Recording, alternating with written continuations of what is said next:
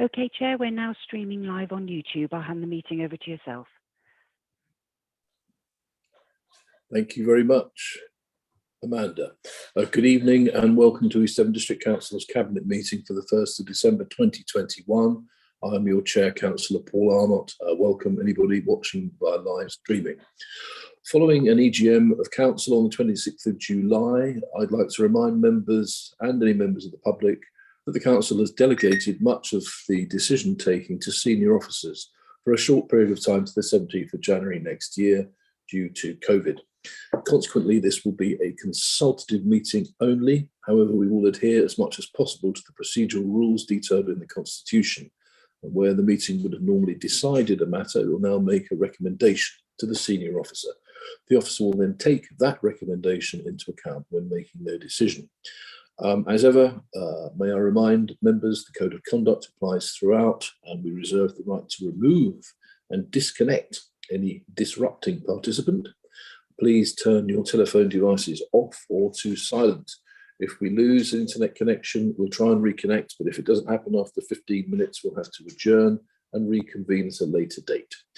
It hasn't happened yet. If you wish to comment, please raise your electronic hand and wait to be called. Any members of the public who want to view the agenda, please visit our website, eastdevon.gov.uk. We'll now start the meeting by doing a roll call of committee members here present from our Democratic Services Officer, Amanda. Thank you, Chair. Councillor Arnott. Present. Councillor Haywood. Present, thank you. Councillor Armstrong. Present. Councillor Hookway. Present, thank you. Councillor Jackson. Present, thank you. Councillor Young. Present, thank you. Councillor Ledger. Present, thank you, Amanda. Councillor Loudon. Oh, sorry, can't get my fingers working there. I'm present, Amanda, thank you. Councillor Rickson. Present.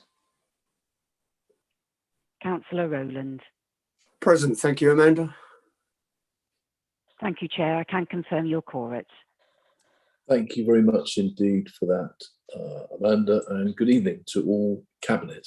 Our agenda item 1 is listed at the moment as public speaking, but because the public speakers are all speaking about item 13, I'm going to switch the agenda order for tonight and put the public speaking just before agenda item 13, which will now be agenda item 4B, effectively. So if we can go through the minutes and the apologies and the declarations of interest, and then come to public speaking, and then into item 13, which is to do with a community governance review.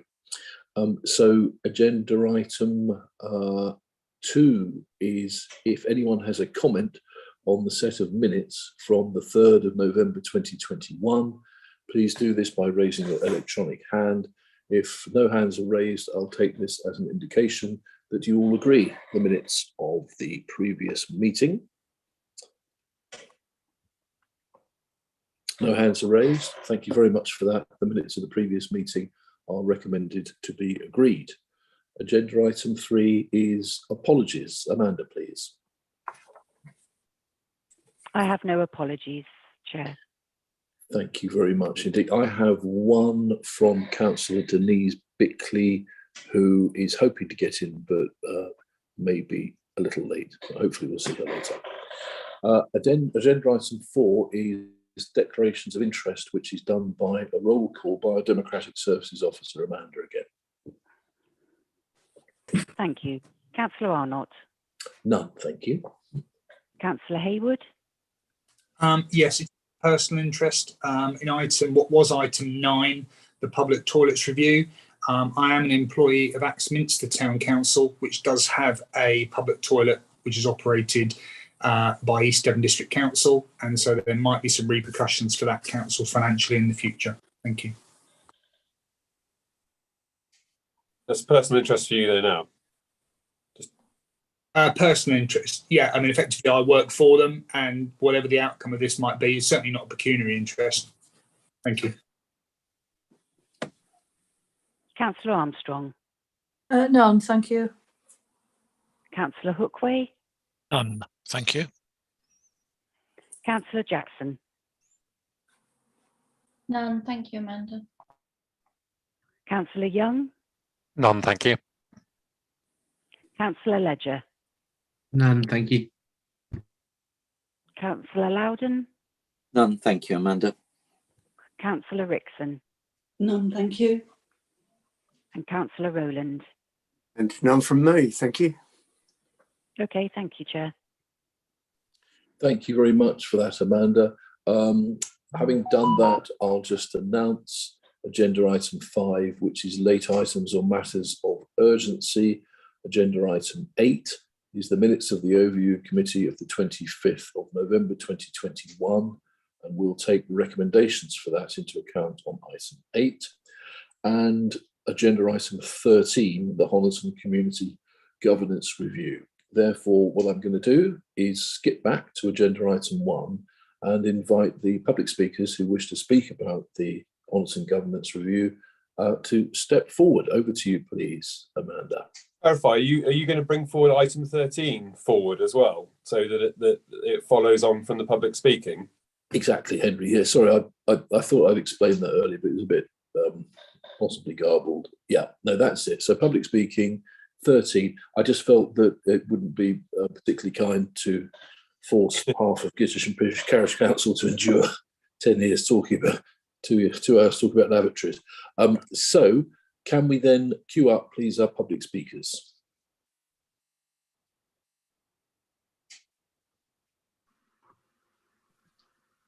Okay, Chair, do you want to call one of them in?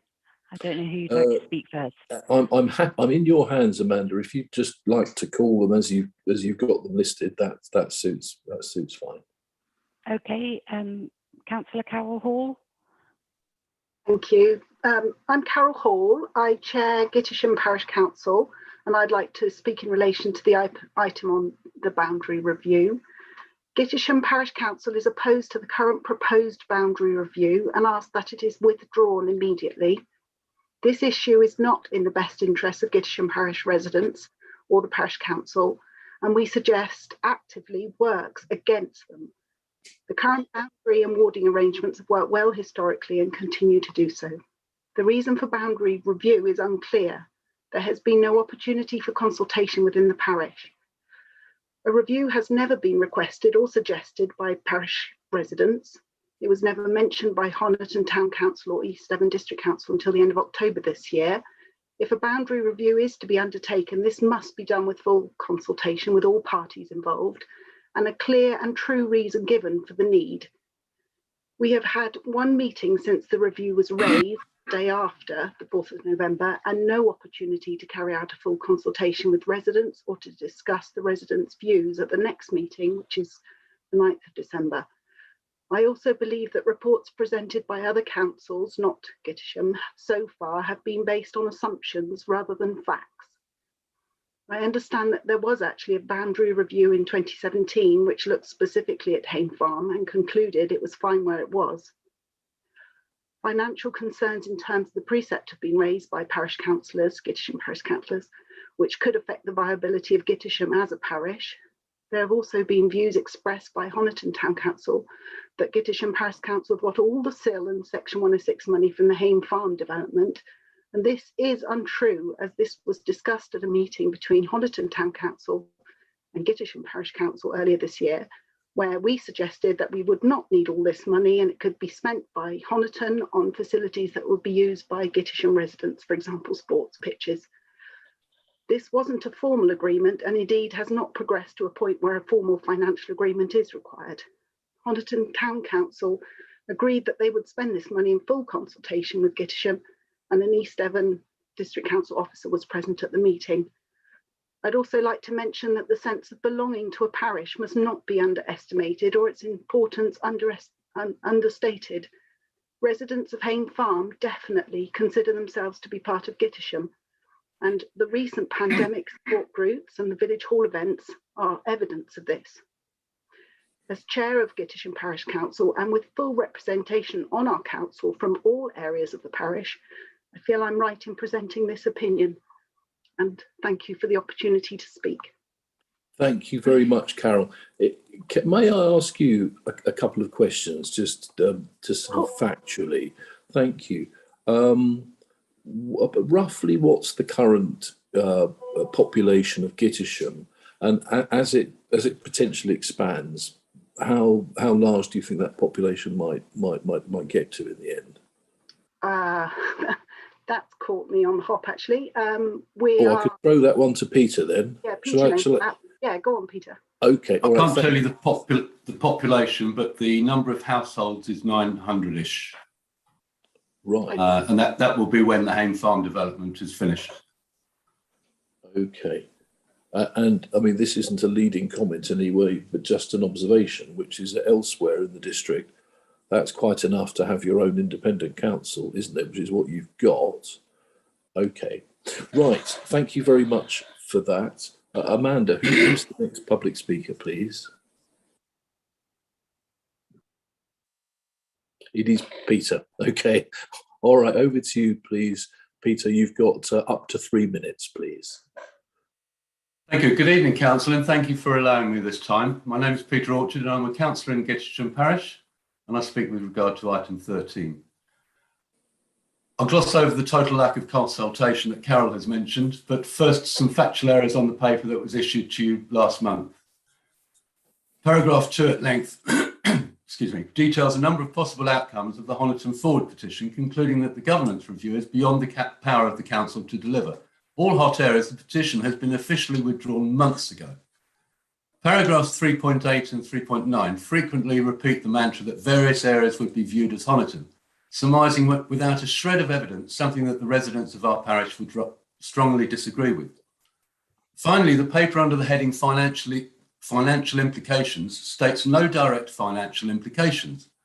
This false conclusion is directly contradicted just a line above with a statement that to progress a review as a minimum would need a budget of £5,000. Then there are the obvious ongoing costs of administrating the rates changes for property, changing boundaries, etc., all of which have to be done by your staff with the associated staff cost. The most unfair aspect of moving the boundary is the tripling of cost to residents of Gittisham Parish for absolutely no return. A boundary move will not change the overall precept income of either council. In Gittisham, we have a very low precept charge per property because we pay the boring stuff like clerk's wages, insurance, playground, safety surveys, and so on from the precept. But any new features or improvements, we almost always source funds free from a third party, such as community grants, national lottery, etc. Parish precept charge for property in Gittisham costs around £25 per year. However, Honiton Town Council scoops up around £76, more than 3 times as much. How will you explain to those residents who have been moved the wrong side of the border that they are paying rates 3 times more for absolutely no return? In the Gittisham Parish, there could be a 70% reduction of property numbers. There will be the same boring statutory bills for the parish, but with only a third of the present number of properties in the parish, down from about 900 to 300, the bill goes up threefold as well. How will you explain to those residents who will be living in a smaller parish that they are paying 3 times more rates for absolutely no return? There are 2 solutions. First, leave well alone with the district boundary. Secondly, if it is really so unbearable after all these decades, move the district boundary with no permanent triple rates increase for all the present residents of our historic parish. Thank you very much for your time. Okay, thank you very much, Mr. Orchard. I suppose, can I throw a naive question to you, which is, and I hope will be backed up by our officers. As I understand it, a community governance review is exactly that, and there is an option. There are many options at the end of receiving that review, but not accepting the findings of that review is one of them. And I'm wondering, is there a particular reason why you feel fearful of that review going ahead when it's not, the review isn't a fait accompli, as I understand it? I think one of the basic things about it is that the review is, or the process is being started on the understanding that we asked for it, and we have not. We just looked at whether our balance of 7 councillors inside our parish was representative of our parish as the new buildings are being built. That's really kind of you. Thank you. Right, this is a bit of a pickle, isn't it? So let's try and get under the bonnet on this. I'm now going to go back to our running order as we would have it, and at this stage, I think Henry, are you going first on this one for the officers, and then obviously we'll come to members outside of cabinet first. So I think I'll be taking the officer. Thank you very much, Mark. Just to explain, Peter and Carol, this is our CEO, Mark Williams. Thank you very much, Mark. Over to you. Yeah, thank you. My experience is that even the simplest community governance review is actually quite an involved process, and the potentially more complex the review, the more time you need to spend in preparation in terms of having discussions with affected councils, understanding what their concerns might be, understanding what their issues might be.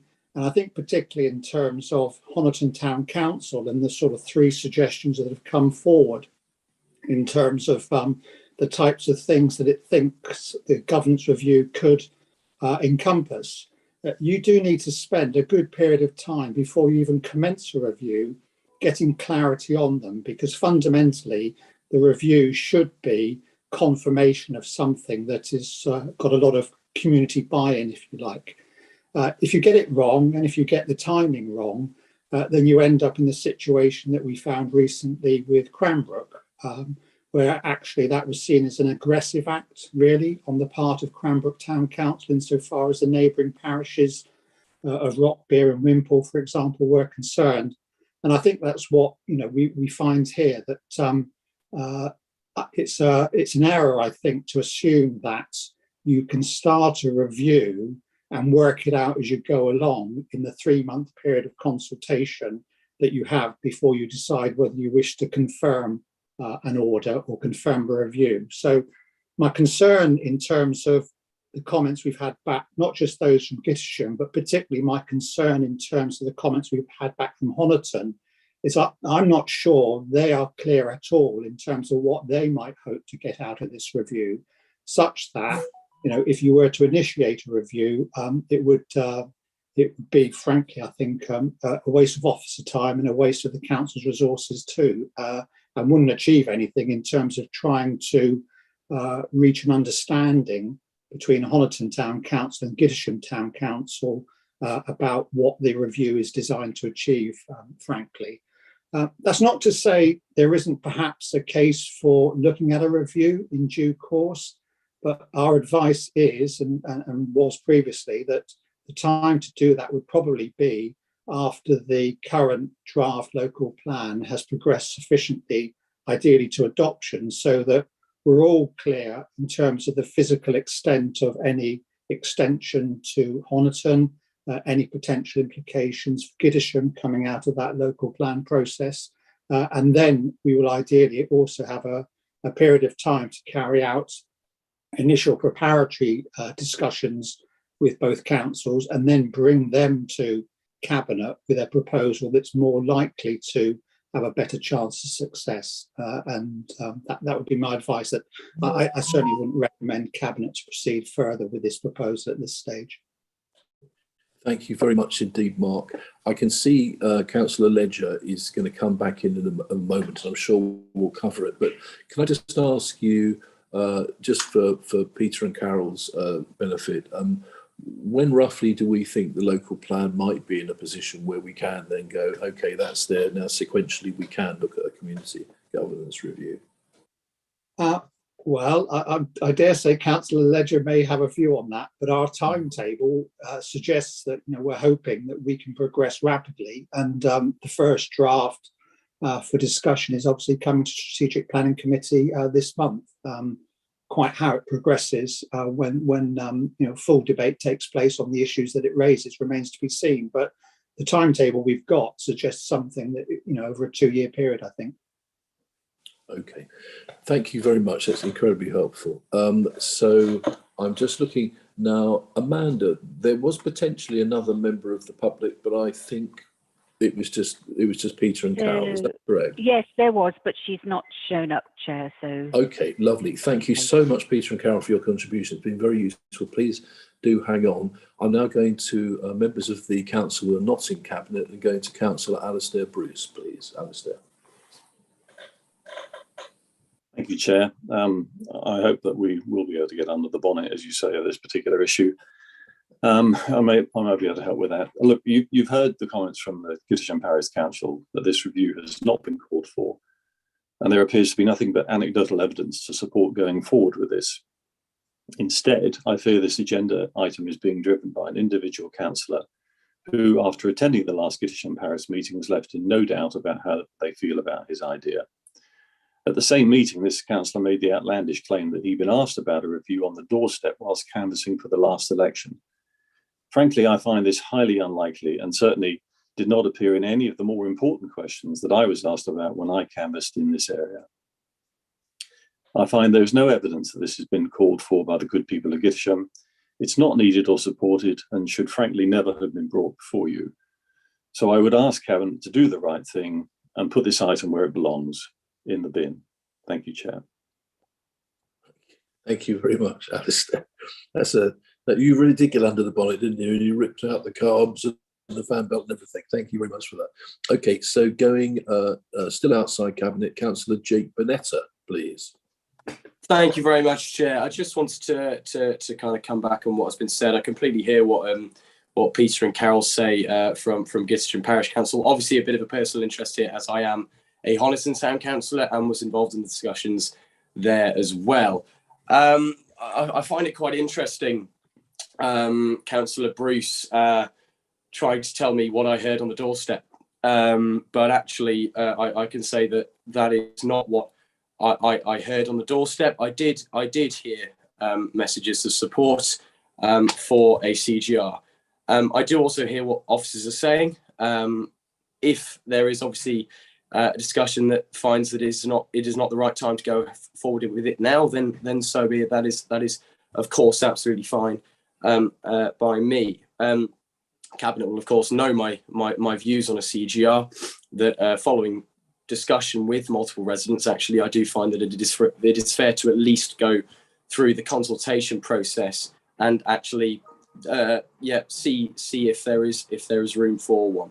In light of that, obviously I'm happy to follow what officers say, but in light of that, I would be supportive of starting a CGR on purely parish boundaries, not looking at the Boundary Commission for district ward boundaries at all. That would be unrealistic, because obviously, as Carol said just now, they were changed in they were looked at in 2017. In terms of the comment put forward by the town council, I agree there is quite a lot in there. I agree with Mark on that. There is quite a lot in there. I would personally be supportive of more discussions with town councils about that, and more discussions between Gittisham and Honiton to see what the what room there is there. However, I do question Councillor Bruce's comments there about actually the support in the Honiton St Michael's district ward area about this. Thank you. Okay, thank you very much, Councillor Bonetta. Can I come back in a slightly unorthodox way to, I'll go eeny, meeny, miny, moe. I'll do alphabetical order. Can I come back to you, Carol, please? In theory, if there was has Gittisham had a meeting with Honiton about this at any time? No. No. Okay. That seems to be a missing thing, doesn't it? Okay, thank you very much for that. So nobody else from outside Cabinet, so I'll come to Councillor Dan Ledger then, please. Thanks very much, Chair. I just want to touch on a few different issues that I have with the whole process, as well as a few things in the report. I'll start with the obvious ones, and that's the lack of consultation across the board. both with East Devon and the parish and town itself, and the town and the parish between themselves. I find it quite disappointing that this is a request that's come from the town council, and then in the report it states that only one comment was received out of all of the councillors at Honiton Town Council. Is this a representative view of the whole council of the Honiton? We simply don't know as a cabinet from this report. So my first point would be, if this is any legs whatsoever, there would need to be a substantial amount of consultation on all fronts to take it any way forward. Secondly, and I think this is more importantly, it goes back to the earlier report and the last meeting where we spoke about this. My opinions haven't changed, that we have a local plan that is in train at the moment. We're receiving the draft next week for it. Hopefully the agenda will be coming out tomorrow. It's the first time, I think, in the district council's history that we're releasing actual sites this early on to try and be as open and transparent. But it is still way too early to go into a boundary review when there could be sites that completely throw this out and we are just doubling up on work. Personally, and my proposal would be that I agree completely with the CEO and that we kick this into touch until at least we have adoption of the next local plan. And that's the proposal from myself today. Can you work that into a form of words that exclude the term "kick this into touch," please, Councillor Ledger, over the next few moments? I'll let you do that as a clerk. I'm sure Henry is much better equipped in words than I am, and I'm sure he can figure out a wording for me. Henry, are you happy to work on that? Okay, thank you. It's very kind of you. Okay, just to again explain, sorry, I sound patronising to Peter and Carol. So Dan, who you just heard speaking, is the portfolio holder for strategic planning. So the local plan sits under him. Councillor Sarah Jackson, please, who's our democracy and transparency portfolio holder. Thank you, Leader. Firstly, thank you, Carol and Peter, for coming and speaking to us. I've also read your feedback through from Gittisham Parish Council as well, and the representations from obviously Councillor Bonetta here, via also the report, which I'm concluding from the comments made that we're talking about one and the same councillor. Thank you for taking the time to respond as well. And I just wanted to draw attention to the fact that the previous recommendation was subject to feedback from both of those bodies. And I think that's really important because I do understand that there's a perception that there wasn't sufficient consultation, and we didn't want to really proceed down this route without having feedback from both of those bodies, because it affects you both. So I'm grateful for the response, but I must say I am disappointed in the response from Honiton, purely because rather than a formulated response taking a position from the council, what we've had through is just comments from councillors, and that makes it very, very difficult, particularly because we have representations from so few of those councillors. And I think what Mark Williams, our CEO, has said, he referenced community buy-in, and that's really important. And I just don't feel that at this point in time we have sufficient evidence of community buy-in from either party to justify pursuing this. So I agree with Councillor Ledger that although a community governance review has a substantial amount of consultation involved with it, I don't think we're in a position really to pursue this right now. And if, having identified that there are potential boundary anomalies that need to be corrected at a later date in terms of the district boundaries, I'd be inclined to say we leave this until after the local plan, so that we have the evidence that we require to consider this more properly. And that then also gives time to both of those councils to communicate with each other, communicate with residents, to get a more comprehensive view from the residents in those areas. So I'd support the proposal from Councillor Ledger. I would like to see the wording, if there's any way we can go back over that. And I'd like to second that, I think. Thank you very much, Councillor Jackson. I'm guessing you may have stolen the words from our next speaker, Councillor Jack Rowland. Absolutely right. I wasn't sure if Councillor Jackson was going to second it, but she has. So I totally endorse what's been said. If it helps Henry, if he's still trying to find the right form of words, can I suggest just the words along the lines of that the review is deferred until such time as the local plan is adopted?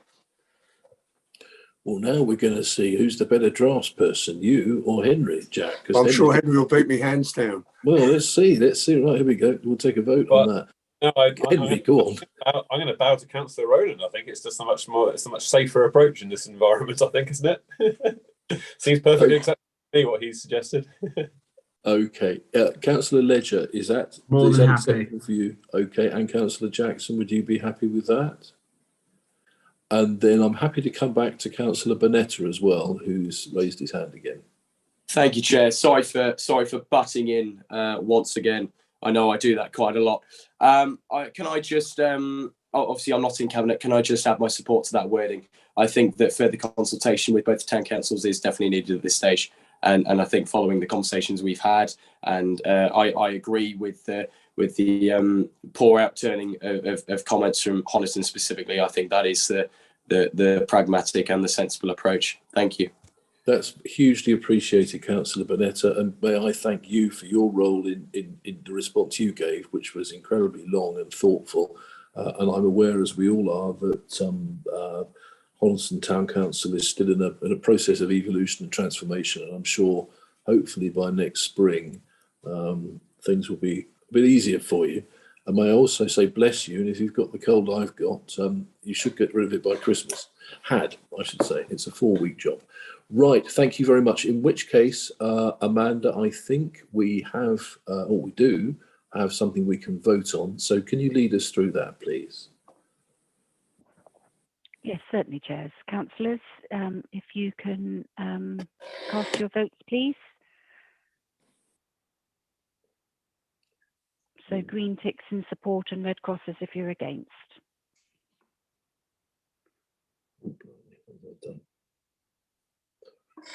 That's unanimous in favour, Chair. Thank you very much. So thank you, Mark, our CEO, and Peter and Carol, our guest speakers, and everybody who took part in this item. Alistair, Jake, Sarah, Jack, etc. Thank you very much for that. Right, we will now go back to the original running order for the agenda, and I'm scrolling down very slowly. This takes us to agenda item. We've done 5. I can therefore confirm agenda item 6, confidential or exempt items. There are no confidential or exempt items which officers recommend should be dealt with in this way. If we go to agenda item 7, the forward plan. Can I ask, please, are members happy to recommend the forward plan for approval? I'm just going to look for any comments from outside Cabinet on that, and there are none. And I think just for belt and braces, Amanda, can you just take us through a vote on that one as well, please? Yes, Chair. Councillors, if you'd cast your votes, please.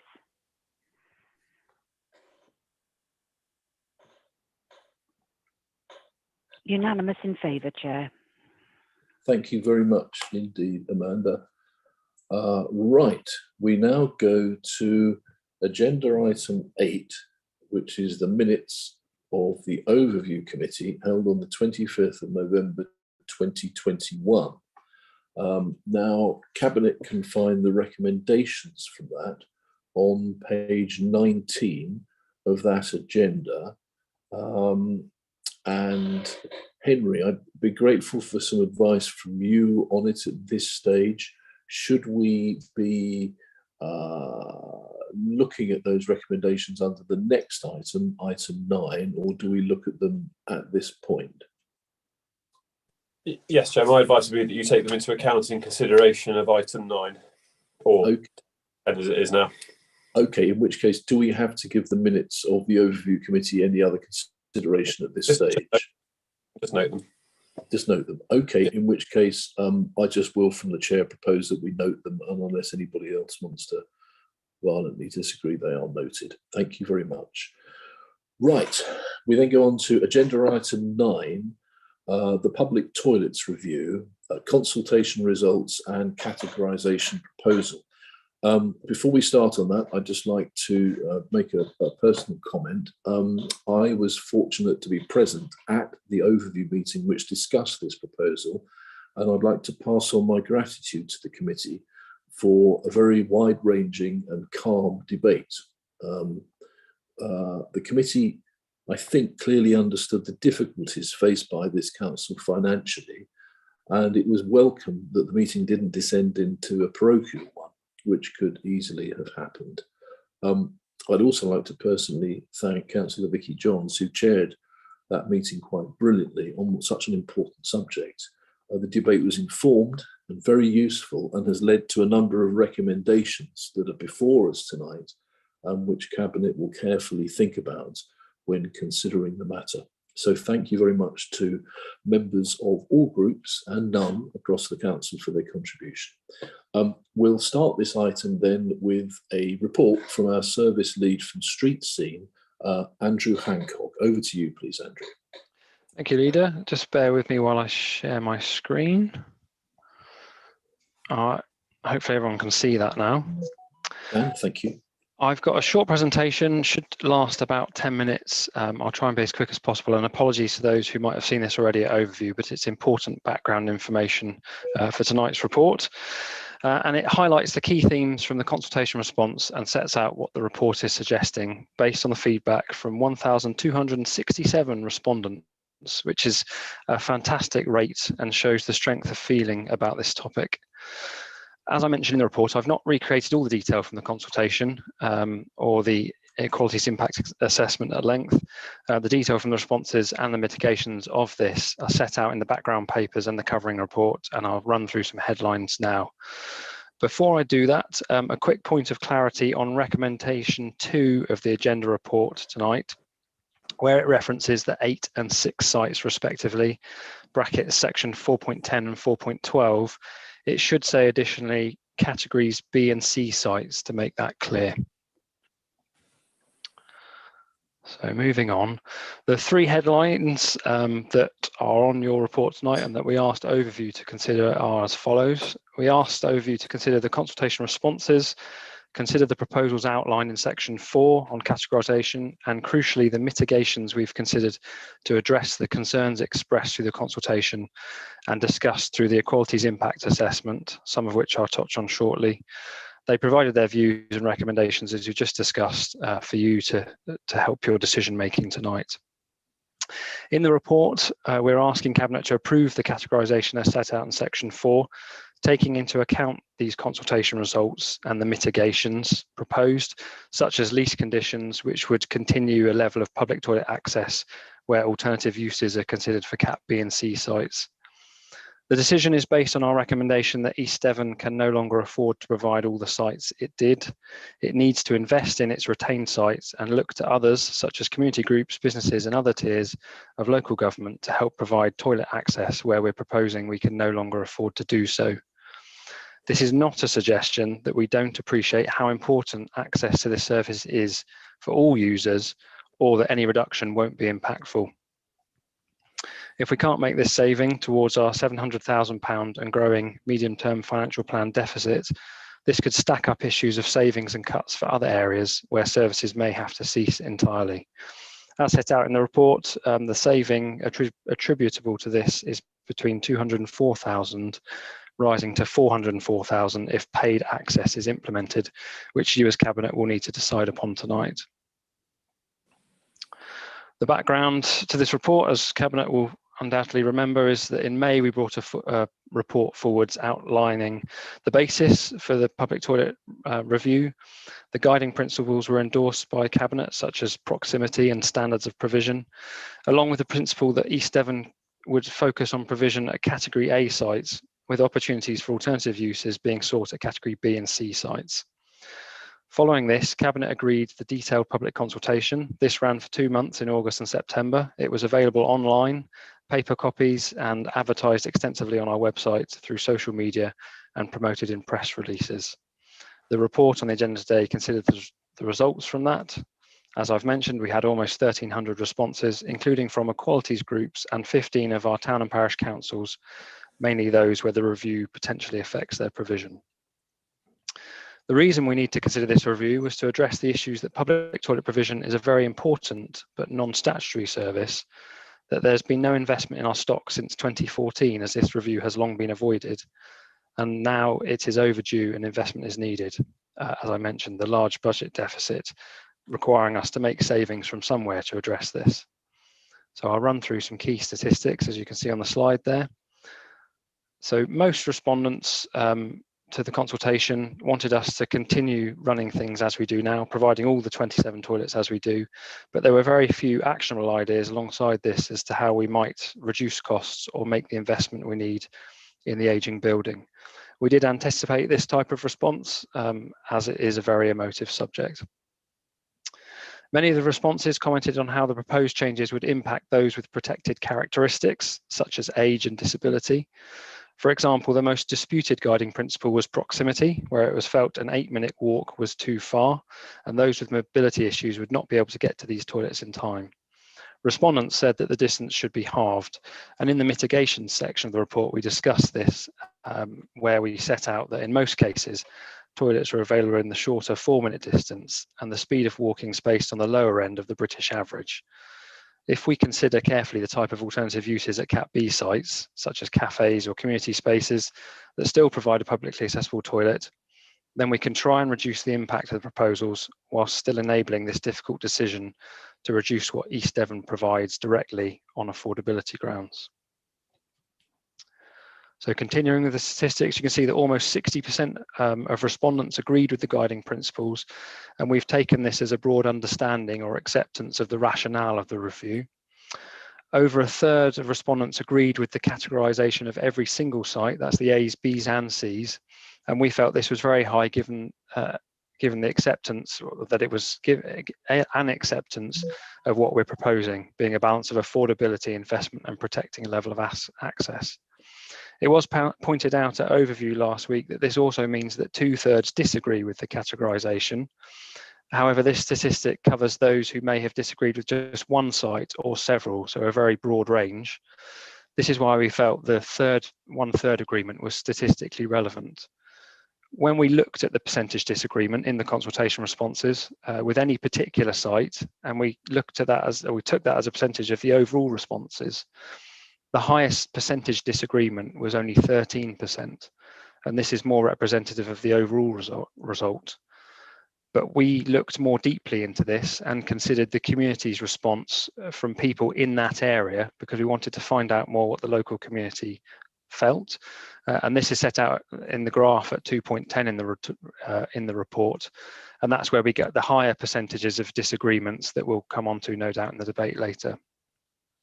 The assertion previously, though, that we've dismissed such concerns is incorrect, and we've tried to suggest mitigations or ways forward to address these. Again, we don't really want to stop providing some toilets, but if we accept the suggestion we need to make the service more affordable, then we need to look at how we minimise the impact of the proposed changes as far as possible. Finally, on this, last 2 points on this slide, 56% agreed with paid access, but it's important to point out that from the responses we received, we believe that was predicated on an understanding that that would protect provision at all the 27 sites, but that wasn't what we were suggesting. 71% of respondents would pay 30p, and surprisingly, almost 20% would pay as much as 50p. And there was strong support for discount cards for disability access. So Final slide on statistics, and then I'll round up. So 40% agreed with the fact that there was opportunity for alternative uses, and the suggestions made and expressions of interest concurred with officers' thoughts on what could be viable. An opportunity to bring additional use to an area and protect some toilet access through marketing details that seek community or local business uses with the toilet is a way that we can further reduce the impact of any reductions. Some of the uses suggested included a community bike hub cafe, a community eco hub, an information centre, and a cafe with public toilets. 57% of towns and parishes agreed with the guiding principles, and there were lots of comments appreciating why East Devon needed to undertake the review, but still wanting us to find a way to continue provision as it currently is.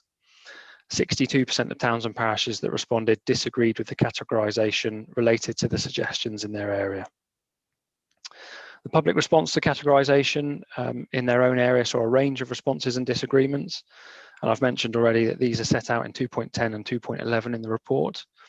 We've used a cut-off point of 50% disagreement at a particular site from those responding from that area as a point to consider the objections in more detail, and these are then discussed at 4.8 and 4.9 of the report.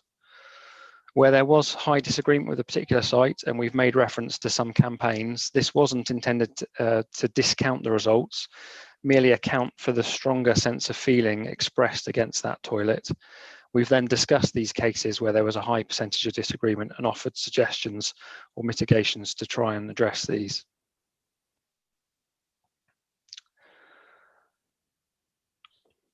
So I need to touch quickly on the imperatives, or what we believe the imperatives and the need for this review are, and these are set out in more detail at section 3 of the report.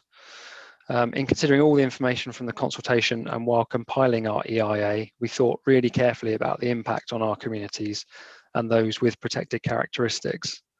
In an ideal world, we would have the budget to continue provision at all sites, to invest in our public toilets, to improve the buildings and the design of the facilities, and to include accessible features, better baby change, inclusion of adult changing places, and address gender equality through the ratio of toilets available. The difficult reality we are suggesting is we don't believe we have that luxury. The whole public toilet review was therefore designed to set out a logic to provision which sought to safeguard a level of access whilst minimising the impact of reduction elsewhere. The reasons on your slide there that we've needed to consider this are that there's been no investment in the stock since 2014, whilst the review has been pending, so many blocks are now tired and in need of work. We're advising that we can't afford to invest in all sites we currently have, and that covers both the capital and revenue costs of those sites going forwards. I've touched already on alternative uses where we could bring an additional attraction to an area, such as a new community space or local business, and protect a level of toilet access thereafter. And our obligation to set a balanced budget with the £700,000 deficit that I've already mentioned. So the mitigations that we've discussed in the report, we accept none of these mitigations completely offsets the impact and strong sense of feeling about public toilet provision. We believe these mitigations can, however, balance and lessen the impact on our communities and those with protected characteristics. These are set out in more detail at section 4 and in the equalities impact assessment, but to summarise, the review as proposed would allow us to invest in what we retain. I've mentioned already improved baby change facilities, addition of at least 2 adult changing places, and addressing the so-called potty parity gender equality through ratios 2:1 in favour of women where space allows. Marketing and evaluation of CAP B and C sites to focus on careful selection of alternative uses, prioritising community or local business use with retained toilet provision. Leasehold bids where these come forwards, and lease conditions to protect toilet access for non-customers, and accessible standards where space allows with exterior access when possible. If paid access is implemented, we should have a discount card and access cards available at some offices or outlets for those without contactless payment methods. Section 5 of the report then sets out the conclusions and also discusses the possible use of the transformation reserve for up to a year to continue the provision of CAP B and C toilets whilst discussions and transfers are completed, and Cabinet will need to decide if to recommend this to Council tonight. So in conclusion, we've taken account and considered very carefully the issues raised in the consultation and explored the impacts on different protected characteristics, as well as documenting the justifications or considerations we've made against these in the EIA. We've listened to the feedback we've had and are suggesting mitigations and further discussions in some locations as a result. I've got a few following slides to illustrate some examples, and I do have proximity maps for all the locations to help your debate if needed. So this first slide is an example from up north where they've turned a building into a community bike hub that has retained public toilets. The following slide's got a few examples of the type of design that we're proposing through the guiding principles and the standards.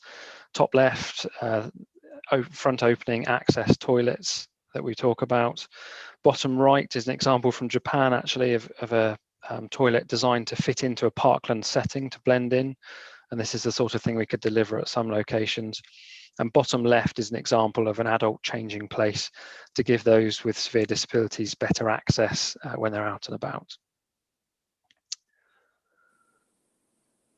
This is the list of the category A, B, and C proposals. I won't go through those now, but I can come back to them if we need to in the debate. And as I mentioned, I've also got the proximity maps for all the sites. Thank you very much, and I'm happy to take any further questions. Thank you very much indeed, Andrew, for that excellent report, for all your work, and for almost this award-winning PowerPoint. It's really, really helpful. I know the hours you've put into this. And also, not sparing his blushes, your portfolio held to Councillor Jeff Young as well. If we can, yes, there we go, we're back. Thank you very much. I was just trying to work out how to do it. Yeah, no, that was beautifully done. So if I may very briefly just set a context here. First, I would ask members to recall and have in mind at all times that we are in this financial position, which I know our portfolio holder will talk about in a much more graceful way than me, because the previous administration hasn't invested in these since 2014. So there was a big tick for them because they didn't raise council tax, and they made much of that.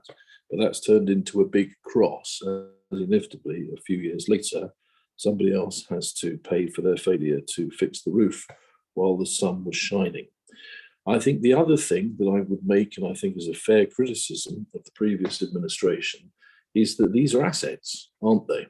This is a discretionary service of the council, and there are these little buildings, little units all over the place.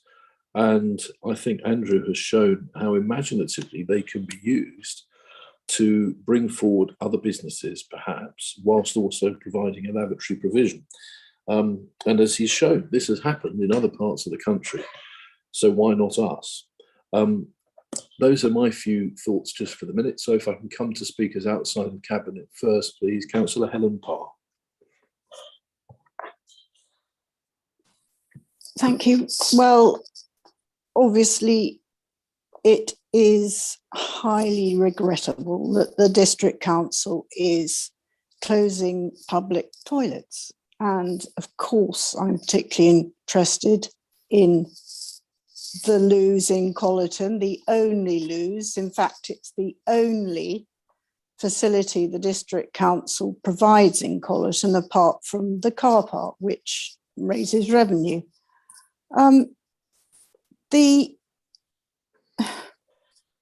It's withdrawing support from our businesses, from our shops, just at the time when they need it most. We're an area centre here. People come to Collerton from the valley for their services and to shop, go to the chemists. All of this has been said in the overview committee about our particular case, but I do think that this will reflect very badly on East Devon. And it's not just lacking support for our businesses in the towns, but also, as was said by Andrew Hancock, it's support for older and disabled residents and younger residents, families with little children. It is going to make their lives much more difficult if they venture into Colleton, for instance, where there won't be a facility.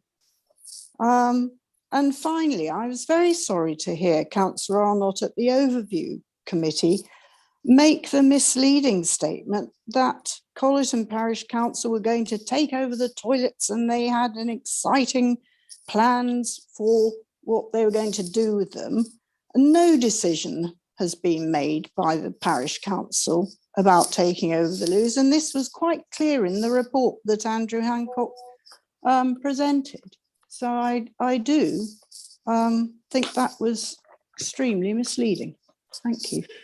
Thank you very much, Councillor Park. Well, since you have named me, as they say, I of course did not say that. I specifically said this hadn't even been discussed at the Parish Council yet, but that there was a proposal in the community to put on a piece of land next to the current lavatories a modular unit and make an alternative use of the existing building.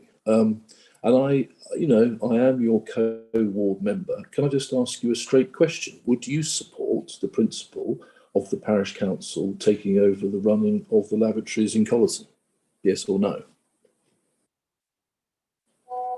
It very much depends on the amount of money, since there's going to be absolutely no outside support from District Council, whether this can be done.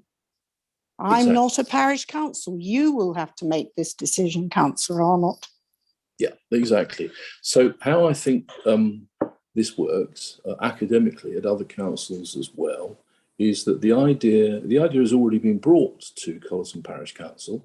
I think you'll agree it's not the fastest greyhound out of the traps, but if there's a decision tonight, this will be brought back to Colleton Parish Council at its next meeting for discussion, and the options can be explained to them and they can make their own decisions. As you know, I'm a Colleton Parish Councillor. I happen to know 2 other Colleton Parish Councillors are working on a viable scheme. So I don't think we need to scaremonger at this stage that Colleton is going to lose its loo. I'm going to go as far as to say it definitely won't. Councillor Andrew. Well, I don't see how you can say that without the Parish Council making that decision, Councillor Arnott. You're not the whole Parish Council. I am, however, leader of the District Council, and if the Parish Council hasn't got the enterprise to take this on, we'll do the same project through the district, only the Parish Council will lose out on the revenue. Councillor Andrew Moulding, please. Thank you, Chair. I'd like to refer members to the recommendations on page 22 and particularly to item 3, which is to decide on whether to implement paid access at category A toilet sites. This flows from recommendation point 4 of the overview report, which comes from the overview meeting. And it was myself that put forward the suggestion that, as a recommendation, that we should decide on whether to implement, and in fact, I suggested we should provide paid access at all toilet sites. Now, at no time in the debate did I mention specifically category A toilet sites, because as in Andrew Hancock's report that he's just given us, we learned that most people said that we should find a way to continue providing toilets as we do now. Now, that's a categoric flow from members of the public. Also, 56%, that's more than half, agreed they would pay to access toilets. And I believe that this was to protect the provision on all our toilets. I think Andrew Hancock said 27 toilets, I believe it was.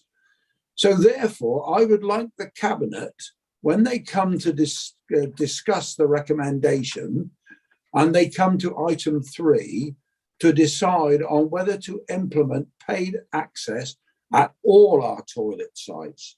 I did discuss this with Henry Gordon Lennox.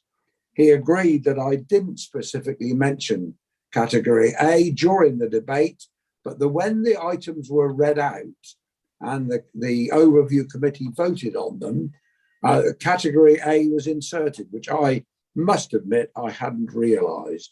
So my suggestion is that the Cabinet decide on whether to implement paid access on all our toilet sites to enable, as the public said they wanted, to find a way to continue providing toilets as we do now.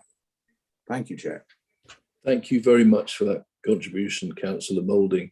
I assume on the previous maths overview, which I greatly enjoyed as I remember it, I think a penny in 1973 you thought was £1 today, but you're not advocating £1 per p, are you? I'm not advocating anything. I think people can make their mind up. If it was, say, 50p, what I said was that is less than it would be if it was spend a penny those several years ago. Thank you very much. Councillor Tom Wright, please. Thank you, Chairman. Sorry, Tom, I'm humbler than that. I'm a mere chair. Back to you. Sorry. I will slap my wrist in your present, Chair. Okay, thank you. I will actually start what I'm saying by saying that Budley and East Budley, that wonderful parish of East Budley, actually grasped the bullet some time ago, or grasped the nettle, or dodged the bullet, shall we say, by adopting a number of their toilets, and they're very proud to provide that facility as town and parish councils. My concern is very specific. It might be accused of being slightly parochial, and I would like to commend Andrew Hancock on his report and on the way the consultation has been carried out, and also from compliments I get from people when I walk along on the good standard of the toilets that we do actually maintain at the current time. I'm just referring to toilets you may well know, Chair, the toilets close to the marquee on Budley Green that you attended in September. That what seems to have been not looked at, and I just want to have the assurance that Cabinet might reconsider that, as well as the usual reasons that the toilets are close to the bus stop, close to the shops, close to the coaches. Those toilets also provide a facility for the green, which is the only public open space in Budley other than the beach. So families use it for picnicking, and very importantly, they become a very central feature in the life of Budley, including things like the festival, the music festival, which have facilities on the green, often providing for children. And one of the attractions of those facilities is that the people attending those things have access to toilets. And I just want to be assured that Cabinet will consider the wider use of those toilets merely than just being for, if you like, Budley Town. They are a significant part of East Devon's offer to our tourists and to people who come and enjoy the facilities and entertainments we provide. That's all I want to say. I hope you can forgive me for being a bit parochial, but it is a bigger picture, because as you will know from your experience, that area is much more than Budley Town, and in fact, in many ways, much more than East Devon. Thank you, Chair. No, absolutely, Councillor Wright. Thank you for saying that. I didn't avail myself of the opportunity, as it happens, on the green the day I was there, but I note that it's available, and I'm sure this will come up later. Thank you very much for that. Councillor Benningham, please. Thank you, Chair. For longer than East Devon District Council has existed, there's been a public expectation for the provision of public toilet facilities throughout East Devon. And for the last 20 years, senior officers have lobbied the controlling group to offload our public toilet provision as much as possible. And I see that has not changed. The extensive report continues to sanction handing over many of these facilities to a lower tier of local government who are in a less favourable position to support this provision. seems to me we are considering every option other than the ones the public are telling us they want us to consider. And that comes out through the consultation. The public of East Devon have never called for a reduction in public toilet provision. Neither have councillors until advised to do so by our officers. Consultation tells us the public want us to carry on providing the same facilities with improvements. In addition, they're prepared to contribute towards the funding. I believe this should be route one, keep all of our public toilets open, and the public are prepared to contribute to that cost, so they should. And with this in mind, I call for an initial usage charge to be set at 20 pence for all EDDC toilet facilities, and that this should be reviewed annually. Thank you, Chair. Thank you very much, Councillor Ingham. Can I just ask, I suppose, a question, as a very experienced councillor as you are, do you think by keeping them all open as they are at 20 pence, that will raise sufficient revenue to do the remedial work that hasn't been done since 2014? I would say the point is that it would be wrong for us to start at £1 that would, I believe, solve all of our problems, because that would be too much of a jump at an expectation for us to think that the public should contribute that much straight away. But there's no reason why over a number of years that isn't increased until we hit that. We heard, I think it was 20% are prepared to pay 50p. They didn't say only in the towns.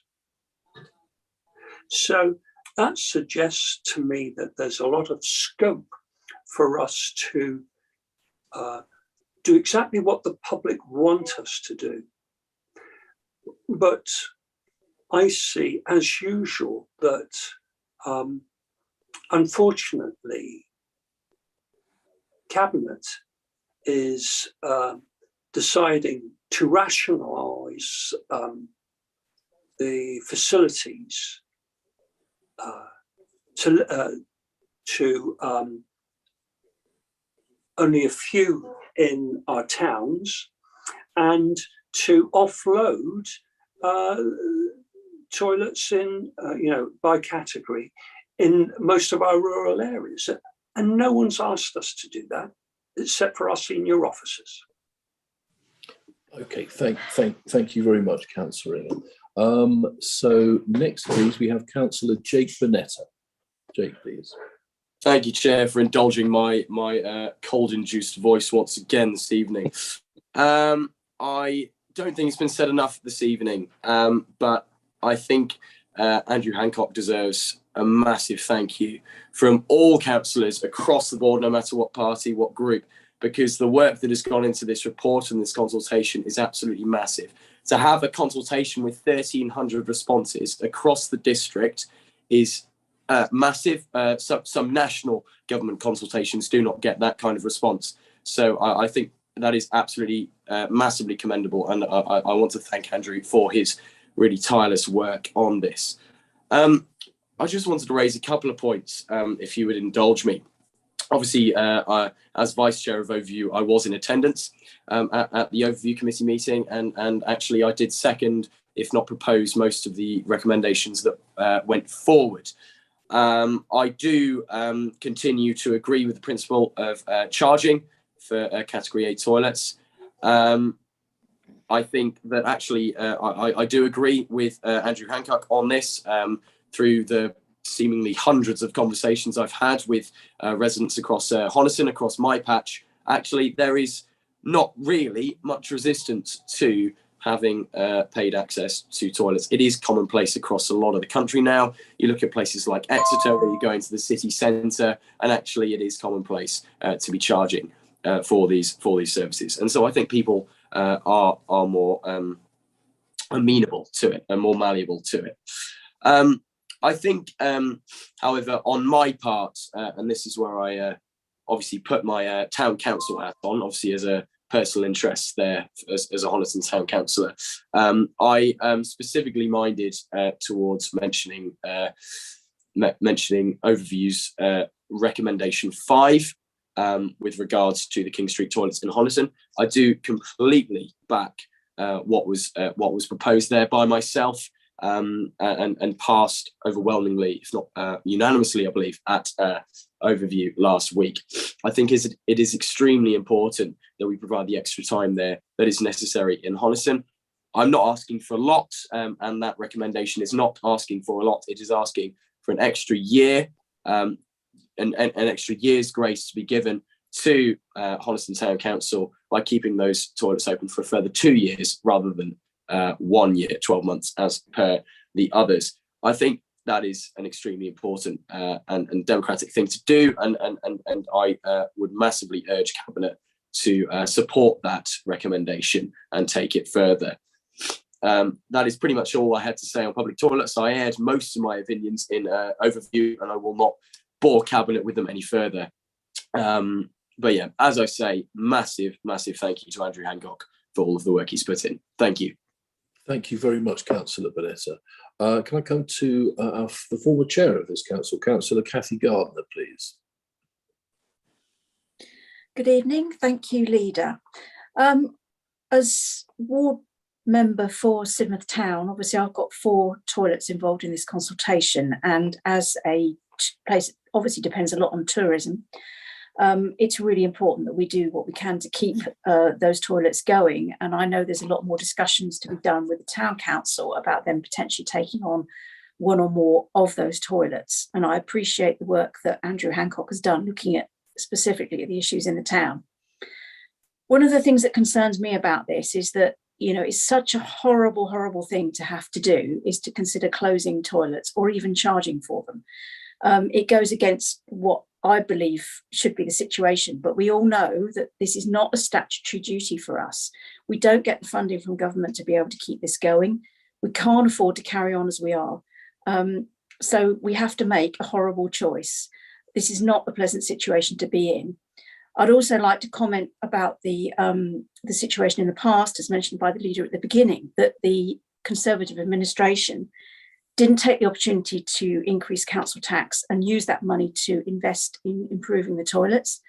That didn't happen. Along with the cuts that we've had to our funding by central government, Conservative, we now find ourselves in this situation. It is not one of our making, but we have to make the best of it. My main concern, though, out of all of this is that we make sure that we do not disadvantage anyone who needs to use a toilet in an emergency or finds themselves without the means to pay. So I think we must consider access to those people who are struggling financially, or those people who visit or find themselves in the town. I'm speaking specifically for my ward, and don't have the ability to pay to get in. So if we have it as card payment, how do we cope with those people who don't have a card? What do we do perhaps for a 12, 13-year-old who doesn't have a bank card on them? When we can't just rely on smartphones either. That's not going to work for the elderly. So as a town with a large proportion of older people and also a lot of small children and visitors during the summer, we really have got to make sure that those people who are old, the young, those people with disabilities and conditions that need, you know, for them to be able to use a toilet, don't suddenly find that they can't do so. I've seen the consequences of that in Dartmouth with my own eyes, where the toilets were closed, some of them, others you had to pay, and people had gone outside the toilet and left their underwear there. It was horrible. And I feel so sorry for those people because that's so unpleasant. And I don't want to see us get into that situation. So really, number one on the list of what we're doing, I know it's about the budget, and I know we have to make sure we balance our budget, but we must make sure we're doing everything we can to look after those people who may suffer as a result of any closures or any charging. Thank you. Thank you very much, Councillor Gardner. And that has been very well heard by Cabinet, and it's been, to be frank with you, our own greatest concern as well. And I know that Councillor Young will cover this in a minute when we come to him. as part of his portfolio. So still outside Cabinet, Councillor Vicky Johns, please. Thank you, Chair. As you're all aware, I chaired overview, and so we've had most of these discussions already. And as I pointed out at overview, I fully understand that each councillor wants to represent their own area. But as East Devon District Councillors, we have to look at the area as a whole. And I remember distinctly Councillor Faithful stating at overview, and I agree with him wholeheartedly, Ottery Town Council, or Ottery St Mary Parish, should I say, has no East Devon District Council public toilets whatsoever. We've survived. We have a toilet in Sainsbury's, and we have a toilet within the library. We also have tar barrels that runs every year, apart from COVID last year, and we still manage. So, you know, at the end of the day, we do have to manage the budget effectively, etc. The public convenience budget was cut in April of 2016, I believe. And I know everyone keeps talking about tourism and how it will affect tourism if we don't have public toilets, etc., that people can access. However, Cornwall Council is only responsible for a small number of their public toilets across the county. All other toilets are owned by the town or parish council, the community groups and local businesses, and they charge for the majority of their toilets for use. I believe that in April 2013, town and parish councils took over 110 facilities, and Cornwall Council actually only look after 56 of theirs, and they charge for the majority of those. Having travelled quite extensively around the area, you know, Somerset, Dorset, Cornwall, etc., to see what these things are like before the pandemic hit, I would like to state. I can't think of anywhere else apart from East Devon where I've been where we don't pay for the public toilets, to be honest with you. I do fully appreciate that people in certain circumstances need the toilet far more frequently. My previous job, I worked for a company that manufactured catheters, so I am fully aware completely of all of the disabilities that people can have. That means that they need to use the toileting facilities, etc. But there are ways and means around these things without getting, for want of a better phrase, and I pardon the pun, bogged down with it all. You know, these are things that can be dealt with after we've decided what we're going to do with the toilets. But I do think that as a council, we have to look at East Devon as a whole. I think the officers have done a fantastic job. And whether we like it or not, we cannot afford to keep them all running. You know, yes, of course, we'd love to have all the public toilets open for everybody, for them to be an absolutely fantastic standard that you can go in there and sit down and eat a meal or whatever, you know. We can't afford it, simple as that. And cuts have to be made somewhere. And if they're not made here, where would someone suggest we make them next? So thank you very much. Thank you very much, Councillor Johns, and I'm glad you didn't get bogged down in your thoughts there. Coming to Councillor Eileen Ragg, please. Thank you, Chair. To go back to comments that Councillor Ingham made, for years, the government capped the council tax increases for county and district councillors. And so what else could we do but ask town and parish councils to take things on if they wanted to conserve them? The other thing I'd like to say is what I raised at a previous meeting, in that South West Water, they're the ones who profit, they and their shareholders, from water supply, sewerage charges. And so if they can cap the bills of people with special needs or people who have more than 3 children who are metered, why can they not make some sort of concession to district councils for public toilets? And I'd like to pursue that. I'd like this council to pursue that, please. Thanks. Thank you very much, Councillor Ragg. Back over to Ottery St Mary with its self-maintaining lavatory provision. Councillor Peter Faithful, please. Thank you, Chair. At the overview, I mentioned about the Sainsbury's taking on the car park toilets, and it was Councillor Gazzard who mentioned about a similar scheme in Exmouth, where the hotel was supposed to be doing the same, but they pulled out at the last minute. And I think I'm all for local business doing this, but it's quite clear from what happened in Exmouth that it needs to be a business that can be trusted and a business that's supporting the local community. Hotels do not support the local community. They're providing facilities for people outside of the town and their own customers. Supermarkets, clearly, if they pulled out on the local community will pull out on the supermarket.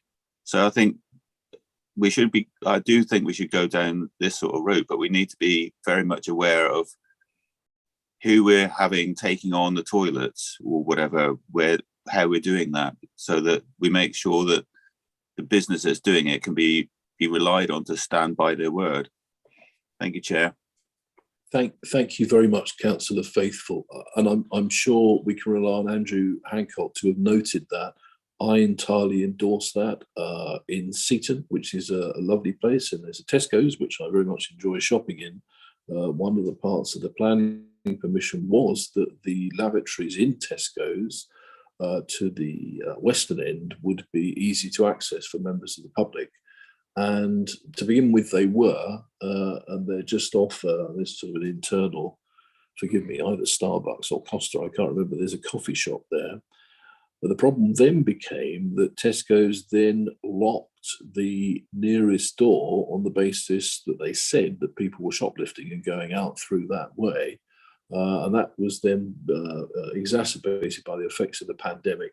And I thoroughly agree with you. I think we need to double check with anybody we're going to go into any trusting arrangements with, and existing arrangements, we probably need to go and have a friendly chat with these people as well. Thank you very much for those points. Councillor Steve Gazzard, please. Thank you, Chair. I'll be brief because I did make some of these points at overview, because I am a member on the overview committee, so I suppose I should declare an interest there.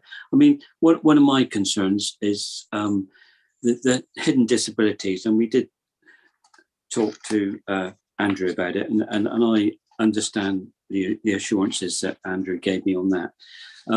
But my other concern, which was what Councillor Faithful has raised, is that I really do appreciate that there are businesses out there that are prepared to take on some of these, or may be prepared to take on some of these category B and C toilets. But I think it is extremely vital that, and I think as you may have said, Chair, is that we do actually check that they're going to stick to what they say. Because as we all know, there was a certain hotel in Exmouth that was on a site where there were beautiful toilets there already, and an agreement was reached that the toilets would be provided to the Joe public and people on the beach. On the day of opening, that they reneged on that and put a sign up saying, "You're not welcome. It's for people using the hotel only." So I think we definitely need an assurance that if we go down this road of offering facilities to businesses, that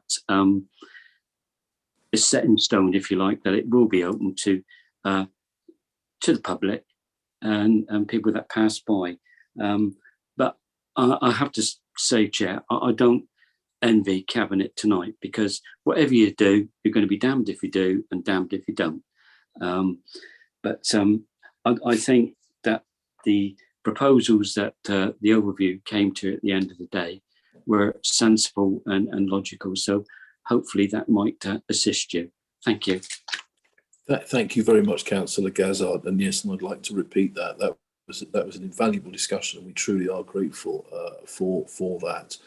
And although I don't think he's planning to speak, I know that Councillor Ledger will have heard what you said.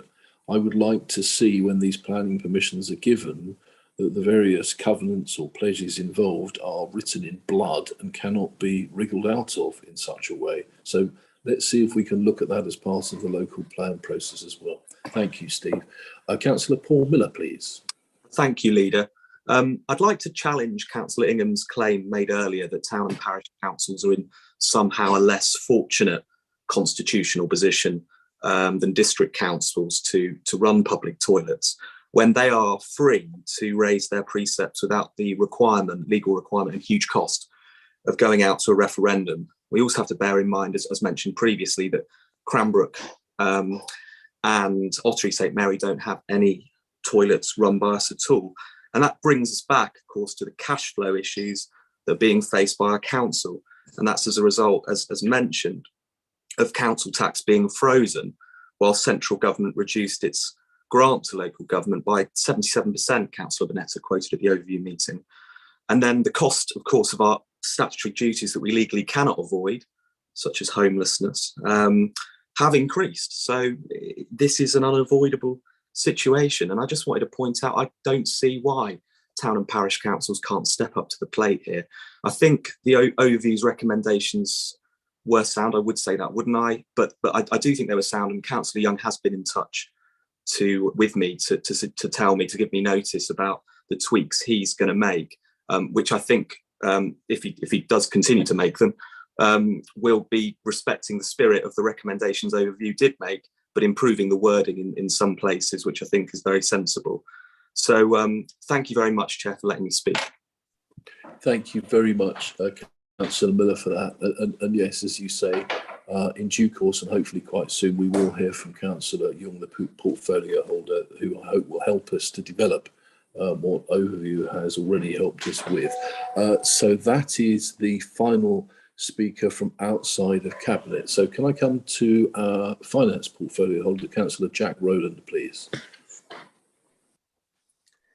Thank you very much.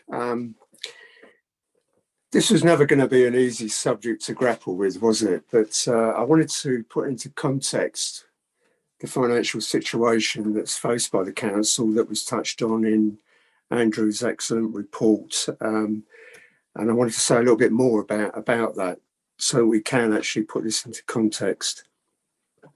If you look to see what the forecast is for the budget by the end of this financial year, there will be a projected shortfall of £439,000. That's just for the end of this financial year. And at the moment, that amount will be taken out of the general fund reserve, but that will take this council ever closer to the £3 million minimum required to be kept in that reserve. As a result of that year-end picture, this leaves little room for manoeuvre, as that reserve cannot be continually used to balance the books. It is simply an unsustainable situation, and hence the reason why this public toilet review is so necessary now, where it's been literally kicked down the road too many times before by previous administrations. If you look at the estimated picture for 2022-23, there will be another shortfall by that year end of at least £732,000 if no recommendations from this public toilet review are adopted. Even if all or some of those recommendations are agreed tonight, that would still leave a gap of a range of £300,000 to £500,000 to find, even taking into account the maximum precept increase that could be put in place without going out to an expensive public referendum exercise that could cost probably in the order of £85,000. That maximum that is currently imposed by central government is either 2% or £5 per annum. And for this district council, that actually means £5 per annum. It's already been touched on that there's been no real investment since 2014 in public toilets. But it doesn't just extend to public toilets, it covers a whole range of assets that are owned by this council. And tomorrow I'll be chairing a meeting which is actually looking at a whole range of maintenance issues on other assets where there is dire need of capital investment, not just for improvements, but for actually maintaining what's already there.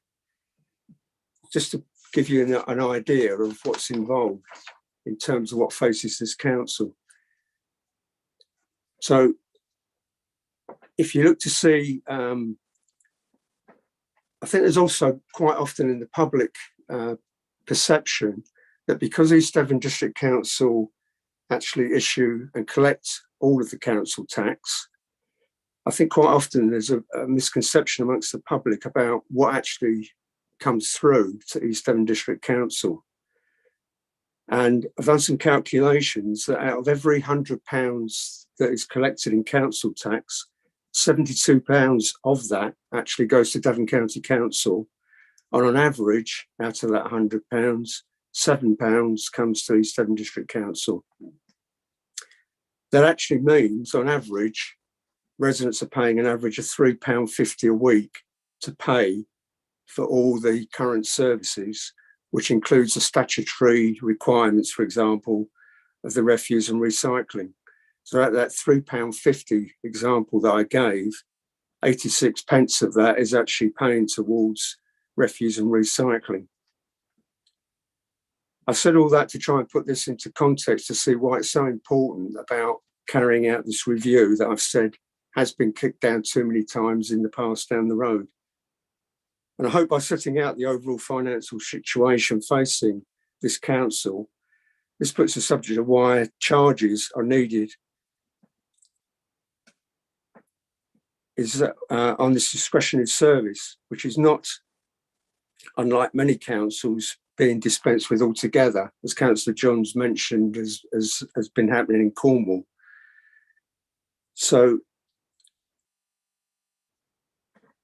sorry, I lost my thread a little bit now, I beg your pardon. I think because we're looking to provide solutions to balance the books and invest in bringing up many of these public toilets up to a standard that's required in the 21st century, and looking for partnership solutions for other toilet facilities to work in cooperation with town and parish councils that don't face the same limitations on their precept increases, and also working as well with community groups and private enterprise. So thank you, Chair, for giving me the opportunity to speak more about what the financial situation is. Thank you. Thank you, Councillor Rowland. I'm very grateful for that helicopter view, as I think they probably called it 5 years ago, but it's very important that that is understood, and it's very important that we as a council communicate that to our residents as well. So thank you. So coming next now to Councillor Sarah Jackson. Thank you, Leader. I have a couple of questions that I wondered if Andrew Hancock would be so kind as to answer for me. Just picking up on a couple of points that have already been made. One's in reference to the potential of charging at all toilets. My understanding is that obviously in order to do the works to those toilets, we need the capital funds in order to make those upgrades, and that in order to put charging facilities in, those upgrades need to be done. So that would mean we would need to make upgrades to every one of those toilets in order to facilitate charging, whether or not they're ready for that, or whether or not we have the capital to do that. So my first question is this correct? In which case that would make doing so at all toilets probably not practical or realistic. And the second one is regarding hidden disabilities, the elderly and the young, as mentioned by my colleague Kathy Gardner, and also I think someone else mentioned that as well. My best friend works in home care, and I'm very aware that some of the members of the public who would need to access facilities might need to do so very, very quickly, are some of our more elderly residents who use cash routinely, even now, and often take withdrawals of cash to last them a given period. They're not in the habit of using cards for payments, but they're also not the sort of people who would have responded to consultation as well. So At the same time, I'm very aware of the direction of travel for payments, and we are heading towards more card-based payments. And I also recognise there's some significant cost implications involved with facilitating both cash and card.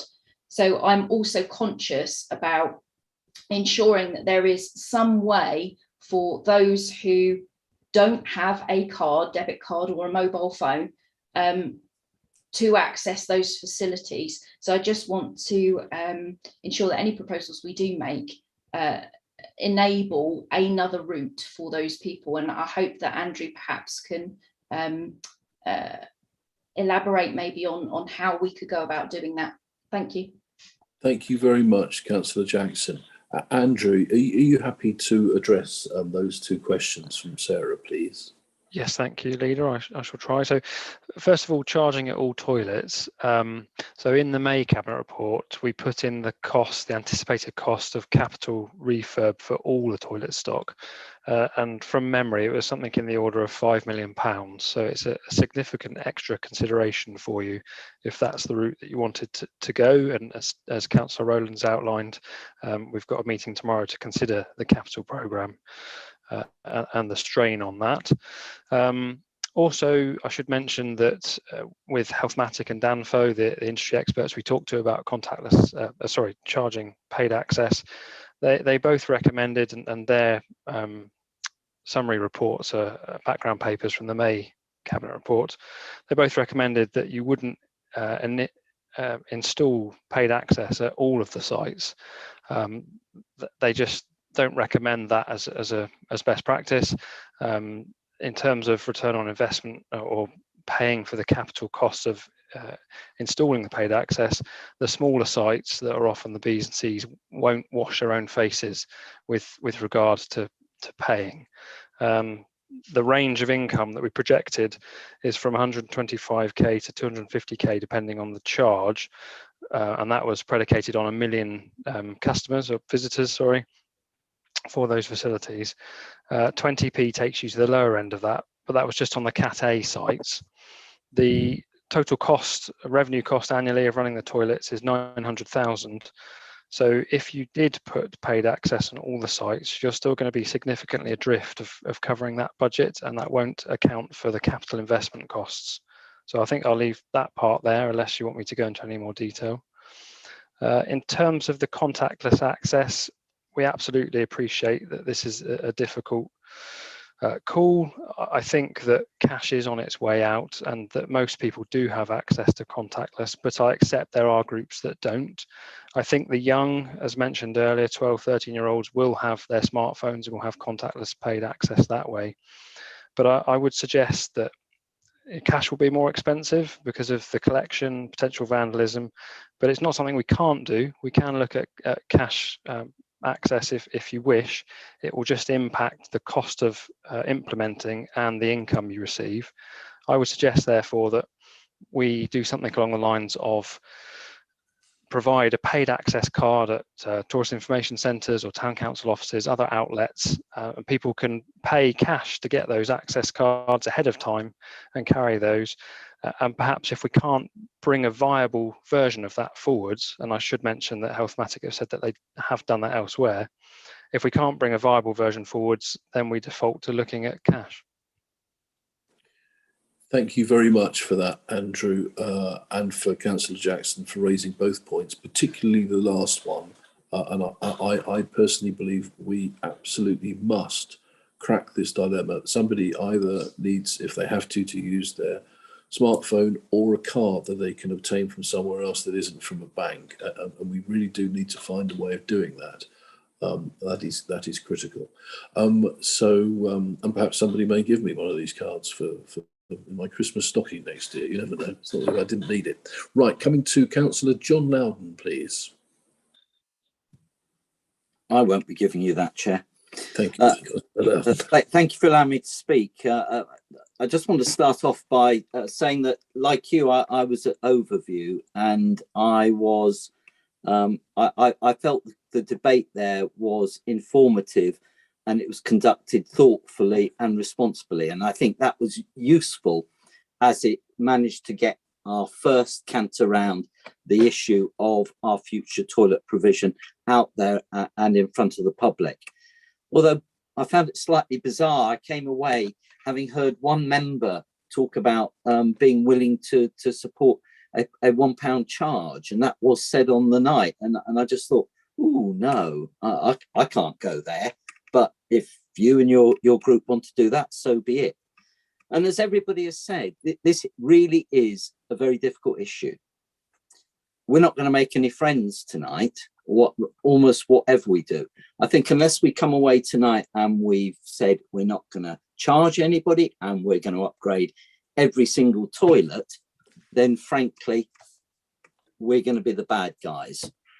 And why are we the bad guys? We're the bad guys because, as people have said earlier, we haven't invested in our stock for so many years. It's not been disputed by anybody from previous administrations. So therefore, that has been accepted.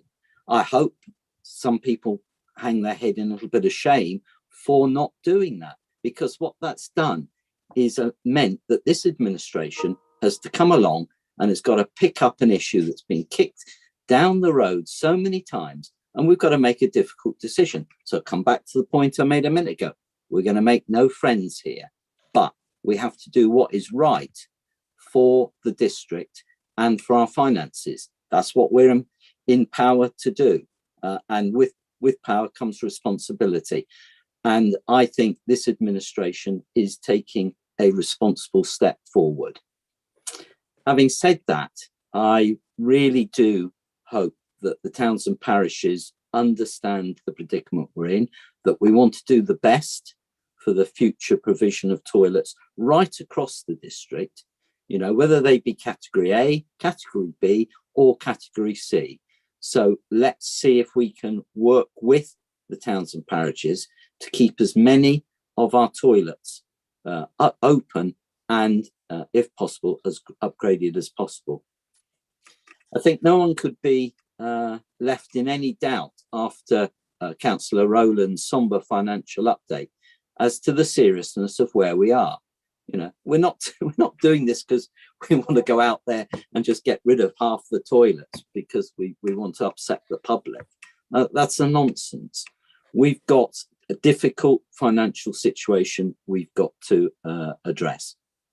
Now, in light of the discussions that took place at Overview, in light of the consultation responses, I've come around to the view that I would be prepared to accept in principle charging for those toilets that have been upgraded. Not every toilet. I think that's ridiculous. Why would we charge somebody to use a really down at heel toilet that we don't have any, we can't think is suitable for use by the public, and we feel ashamed by, as someone was saying the other evening at Overview. I don't support that bit. I believe we should introduce selective charging, and we should do it at a price that is lower than 50p, not a pound. That's a nonsense, complete nonsense. So, Chair, I hope that I'm able to support what I believe will be a number of recommendations coming forward, and I hope from the portfolio holder. If not, somebody else is going to have to rattle through and try and pull something together. So yes, Chair, this is a difficult decision, but we've got to be big enough and bold enough to stand up and take it. Thank you. Thank you very much, Councillor Loudon. I'll just before we come to Councillor Young, I'll come to Councillor Paul Hayward, the Deputy Leader of the Council. Please, over to you, please, Councillor Hayward. Thank you, Chair. I wasn't going to speak, but I feel compelled to because of things that have been said. So if I may, I'll just speak as a clerk to parishes and to now a town council. Those councils understand, and if they don't understand, they will very soon have to understand that the higher tier authorities are being starved of money. By whatever reason, whether it's deliberate or inadvertent, they're being starved of money. And so they now find themselves making these hard choices. We can reflect on what previous administrations did. Enough has been said on that, and I'm not going to go over those grounds. But there was a lot of commentary about why public toilets are essential, and I agree. There is a need for public facilities, and this goes back to the latter part of the previous century, before the last one. And to give you an indication, local councils and Councillor Ledger here is a clerk, and there's many other members here who sit on parish councils and town councils. All you are worried about is what power do you have to spend money. And the powers that town and parish councils have are the Public Health Act 1936. That is the power they have to provide public conveniences. Wonderful, they can do it. But reflect on that. That's a piece of legislation that is 80 years old, and it has never been brought up to date. So you are looking at a need that's always been around, but 80 years ago, we didn't have COVID. We had other things. We didn't have the need to provide baby changing units. We didn't have the need to clean toilets 7 times a day. We didn't have a great many things. So reflecting on previous why things are around, I'm afraid isn't relevant. We're looking at the here and now. Yes, this administration would love to keep every public toilet. I'm sure actually would like to provide more, because it's a very valuable public amenity for those who need toilets, those who need a vibrant economy, those who encourage tourism. But this is where we are. We are being systematically starved of money by central government. And so we have to make these tough choices. And that's the point. An administration that's effective is not always popular, because we have to make decisions on what it needs to be done, which is right, not that is popular. And I think I do applaud the officers who put an inordinate amount of time, and I applaud Councillor Young, who has put in incredible amounts of effort and time, and will be speaking shortly on this issue. But we have reached a tipping point now where we've got to make this decision, because the council's finances can't allow for this to be kicked down the can furthermore. For all those people, and it seems a distant memory where we used to all travel abroad willy-nilly, on almost the entire continental European continent, you pay for toilets, and some are better than others. Perhaps the further east you go, the less pleasant they become, but that's a generalization. But often you pay €1. €1 is the standard charge, and I'm not sure what the current exchange rate is today, probably about 87 pence. It's been so long since I bought €1. But that's an established thing. You want the convenience, you pay. Finally, on the issue of cards, there are a great many prepaid cards out there that you can acquire free of charge. But I do support and wholeheartedly applaud the suggestion that East Devon District Council, if we go down this route, we work with local communities, TICs, council offices, local shops, libraries, places where people know and trust can go in and pick up one of these cards and load up £5 worth, £10 worth, whatever they can afford, and then they have the means in their purse, in their wallet, never to be caught short. And I think this is the way we must go. So I take entirely on board what Councillor Loudon says. We're going to be the villains. Councillor Gazard said the same thing. But I think this administration understands that, yes, we might be the villains, but ultimately we've safeguarded amenity for a great many people, and also safeguarded services that this district council has to provide beyond the remit of toilets. So thank you to everyone who's contributed, and I look forward to hearing Councillor Young. Thank you, Chair. Thank you very much, Councillor Haywood. Absolutely. As Cabinet will know, I've always been a glass half full rather than glass half empty person, and I like to think that whatever we have to do tonight will be respected. And I think there are some clues to that in the consultation, whereas we know a majority of people have said yes, they would be prepared to support charges for the loos. And because of that, I spent much of the last month talking to friends locally, just, straw polls, most of whom, I'm guessing, may not normally vote for me and may normally wear a blue rosette. And I asked them, and they said much the same as Councillor Hayward has just said. Why aren't we charging for them already? When we go to Europe, it costs us €1, exactly the same thing. So I said to them, well, how much would you be prepared to pay? Now, at the pound suggested by Councillor Mouldy and Councillor Ingham at overview, absolutely not. 50p, they were saying, oh, God, that just feels as if you're trying to sort of, squeeze our pips a bit. 20 and 30p, what's the point? Because clearly that isn't going to raise the revenue you actually need. And if you're going to do it, you need to do it properly. And on the straw poll, 40p came out as, okay, we can accept that. That's not trying to fleece us. That is a reasonable amount to charge, as long as has been covered by this debate, all of the issues of vulnerability are addressed, and the issues of various forms of card payment are addressed, and as long as nobody is charged anything until the facilities are improved one way or the other. So that is the final contribution from everybody. I'd like to come now to our portfolio holder for Coast Country and Environment, Councillor Jeff Young, please. Thank you so much for waiting so long, Jeff. I hope it was valuable to have heard the debate tonight. Thank you, Leader.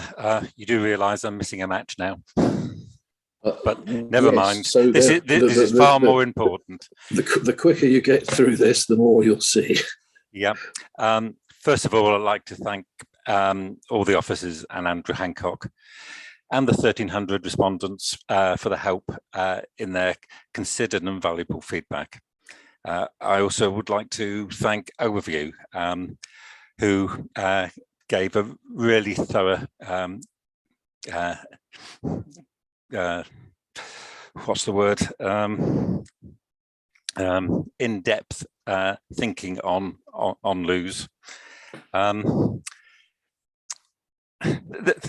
This is such a difficult subject. It's not something we want to do, and we've tried to come up with a package that avoids a simple closure scenario, and I think we have come up with the best, hopefully, of all worlds.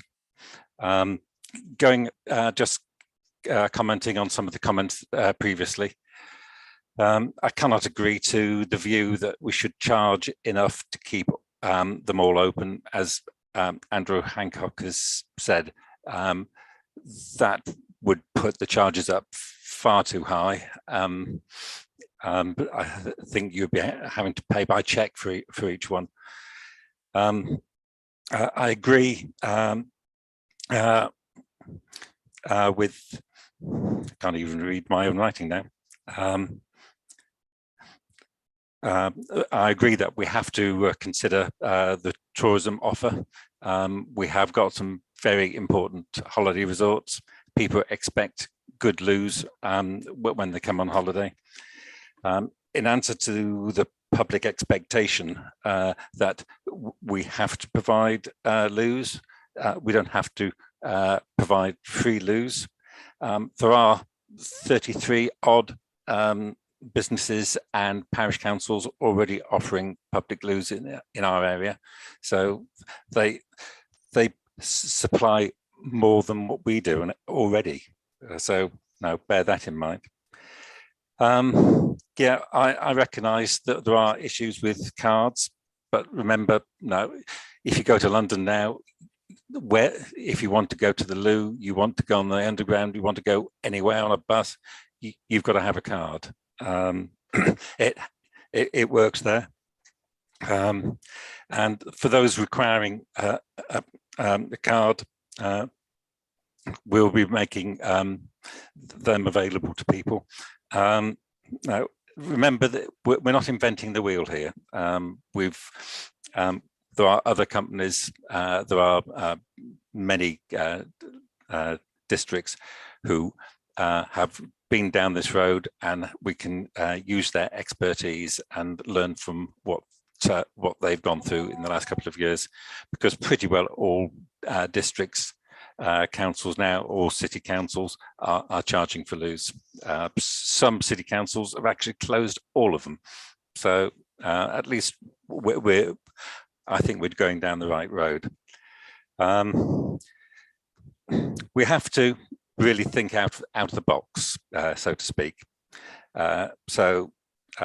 And remember that some loos, okay, we haven't invested since 2014, but some of our loos are 40, 50 years old, and they're a total embarrassment as far as I'm concerned. We have got to do something about it, and we have to do something quick. Now, I really want loos to be proud of. So now, what charge do we charge? 20p is too low, pound too much. So I would like to suggest 40p. Now going on to the recommendations. Thank you to the overview committee and especially to Paul Miller. I've amalgamated the proposals that are on the paper and the proposals that Paul Miller and the other overview committee has suggested. I'm afraid this is going to take a bit of a time to go through, but now it's almost like coming out of Europe, the amount of agreement we've had to come through. So Jeff, let me just help you out there a bit. So I'm just looking at effectively, as I understand it, you're just to make it understandable for everybody else, is that there were originally how many? There were something like 6 or 7, weren't there? There were 6 recommendations from overview to us, and as I understand it, what you're looking at is to accept some, amend some, and potentially add another 1 or 2, something like that. Is that what we're doing? Yeah. Okay. So let's go through them one at a time. Then. Yeah. So if I go through number 1, stays as presented. That is, approve the proposals and the categorization of the public toilet stock outlined in section 4, together with the specific mitigations in section 4.6 to protect access. Right. Number 2, it's a bit more complicated. For the 8 sites to be confirmed as category B and C, section 4.10, and the 6 sites where further discussions are required to confirm categorization, section 4.2, delegate authority to the portfolio holder, and it goes on until we get to where in brackets section 4.6. Then I would like to add where leases with community partner organisations cannot be struck within 12 months, continue to negotiate with the town and parish councils to seek to retain category B and C toilets through parish and town council precepts for another 12 weeks. Honiton King Street to be kept open until April 2023 to afford Honiton Town Council further time. Okay, Jeff, can I just stop you there? I just want to be clear. So what you've added on 2 is where leases with community partner organisations cannot be struck within 12 months, continue to negotiate with all town parish councils to seek to retain category B and C toilets through parish and town councils for a further 12 weeks. Is that what you're saying? Yeah. Okay. And then also Honiton's King Street to be kept open until April 2023 to afford Honiton Town Council further time. Yeah. Yeah. Okay. Thank you. That's clear. Thank you. Right. So that covers quite a few of the suggestions that were brought forward from overview. Then change 3 to read that Cabinet agree to implement paid access at category A toilets sites following refurbishment. Payment to be by contactless payment at 40p, with cards being made available for people without card or mobile phone. This is amalgamation of two proposals from overview and the original, and this covers the costs of the refurbishment retention was what was suggested earlier, but that would then restrict further maintenance costs and charges to the toilets in the future. So we need to keep that as open as possible. Now that the charges basically will always be going to covering for the costs of toilet provision. We won't be nicking money from toilets to pay for something totally different, like play parks or anything like that. So that's that one. And then we go on to 4, that in the future, more reliable data for toilets that EDC own should be provided so that the usage of toilets can be assessed to show how popular toilets are at certain points of the day and year.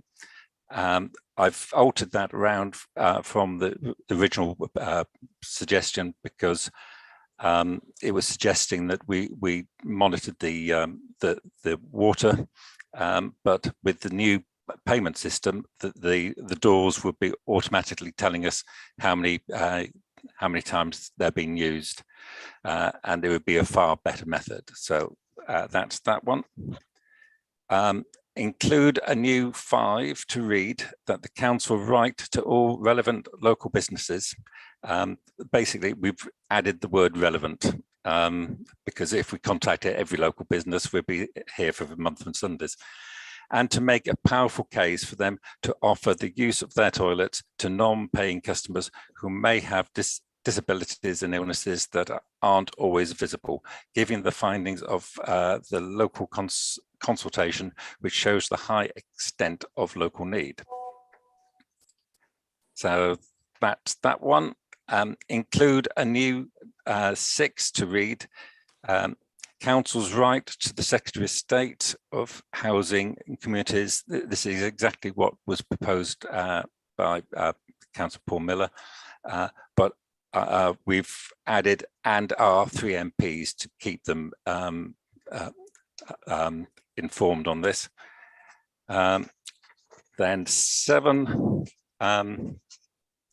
the Cabinet recommends to Council that the Transformation Reserve be used to fund the Category B and C sites where an alternative use is being proposed, allowing them to remain open until these transfers are complete for up to a year as set out in 5.10 and until April 2023 for King Street, Honiton, to minimise the impact of closed toilet sites on those with protected characteristics. And I'm getting near the end.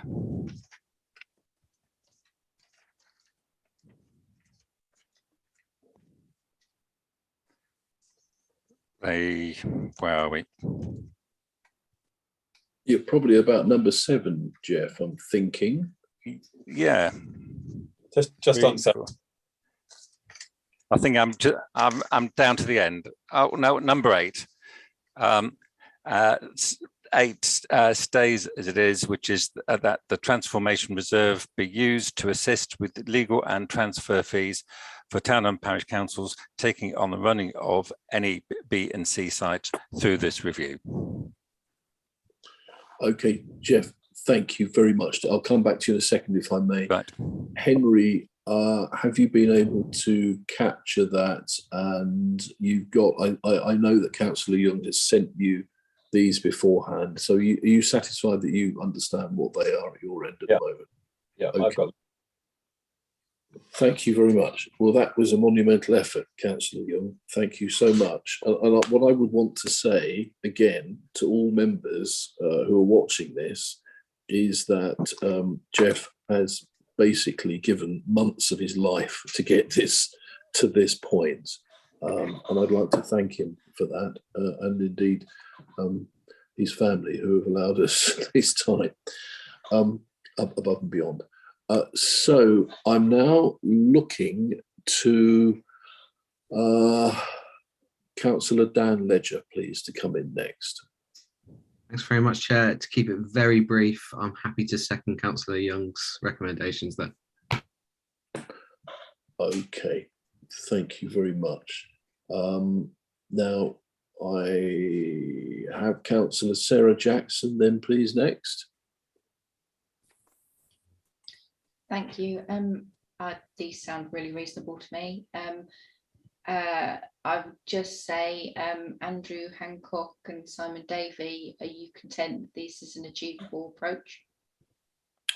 Okay, so that's a question I can't probably demand an answer of that. Let me come to our finance lead first. Simon, from what you've heard from Councillor Rowland about the predicament of the council financially, and from everybody else in the debate about the loos and so forth, does this, if this was to go through, does this provide some comfort to you that this will help the council, continue and prosper? It certainly does, Chair. The recommendations going forward by Cabinet helps address a significant element of the medium-term financial plan gap. So, thank you. Thank you very much. Probably, I don't think Andrew needs to comment on that unless he's desperate to. No, okay, because he ain't got none of the money Simon has. Okay, brilliant. Thank you very much for that. We have a proposer and a seconder, but I'm so soft. There's a little hand there, Councillor Bonetta. I'm happy for you to come back in if you want. Go on. Thank you, Chair. Very, very, very briefly, I just wanted to thank Councillor Young for his comments there. I do obviously recognise I am not part of Cabinet and therefore not part of these proposals. However, I just wanted to seek a little bit of clarification. I massively welcome the mention of King Street public toilets there. I just wanted clarification. I'm looking at point 4.12 of the public toilets report, which says that this will require us to use the transformation reserve to fund the operation of these sites in the meantime from April 2022, blah, for 12 months, pretty much is what it's saying. Is this saying that that process is delayed for a year? Is that what that recommendation is saying? For King Street, I'm trying to just grasp exactly what it's trying to say. Okay, Andrew, did you get that question there? I think, Leader, it's probably one that Councillor Young will need to assist me with, but that in 4.12 we were talking about a backstop, if you like, of January 23 for the use of the transformation reserve. And I think what Councillor Young has tried to do is a compromise of what Councillor Bonetta proposed at overview and the need to start negotiations if we're accepting these B and C site transfers. Okay, thanks, Andrew. Jeff, Councillor Young, can I come back to you as well? Yeah, all the loos would be negotiated up to a certain period, and we'll extend the Honiton ones for an extra 3 months to give them that extra time. We didn't feel that we could give it another year because that's just kicking the ball down the road a bit too much. Hopefully that's going to be acceptable to Jake, and he's got his hand up. Okay, lovely. Thank you very much, Councillor Bonetta and Andrew and Councillor Young. And finally, just whipping back outside Cabinet again, Councillor Steve Gazzard, please. Thank you, Chair. Could I request, like I did at overview, whatever Cabinet decide tonight and the recommendations, could those recommendations be sent to councillors ASAP, because obviously it's a hot potato and I haven't had the time to write the recommendations down, and I would be grateful for a hard copy, please. Thank you very much. That's an excellent point. Henry, can I ask you Is that something, and I don't want to keep you late, but given that it's just one email to all members, is that possible to do after the meeting tonight? Yeah. Thank you very much for that. Thank you. And you can have a day off in lieu. Now, I should that's a terrible. Well, that's terrible at every level, isn't it? Right. Okay, right. Thank you very much, everybody. In which case, now we have a proposer and a seconder for those recommendations. Amanda, could you take us through a vote, please? Yes, Chair. Councillors, if you could cast your votes, please. Green ticks in favour, red crosses if you're against.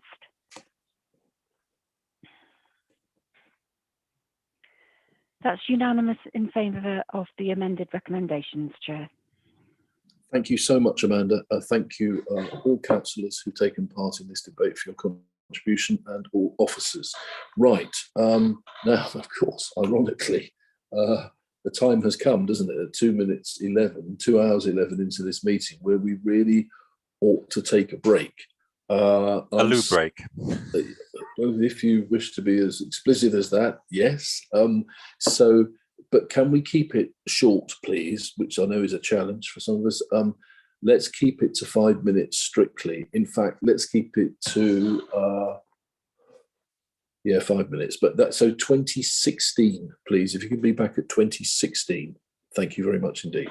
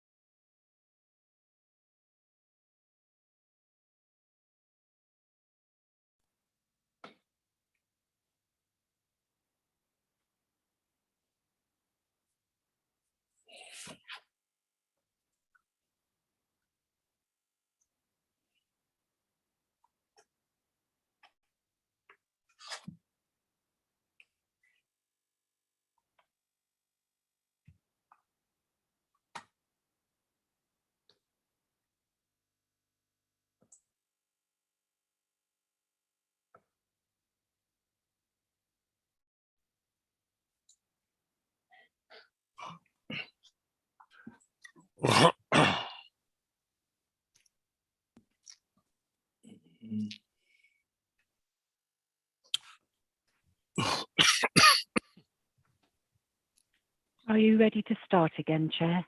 Yes, thank you very much, Amanda.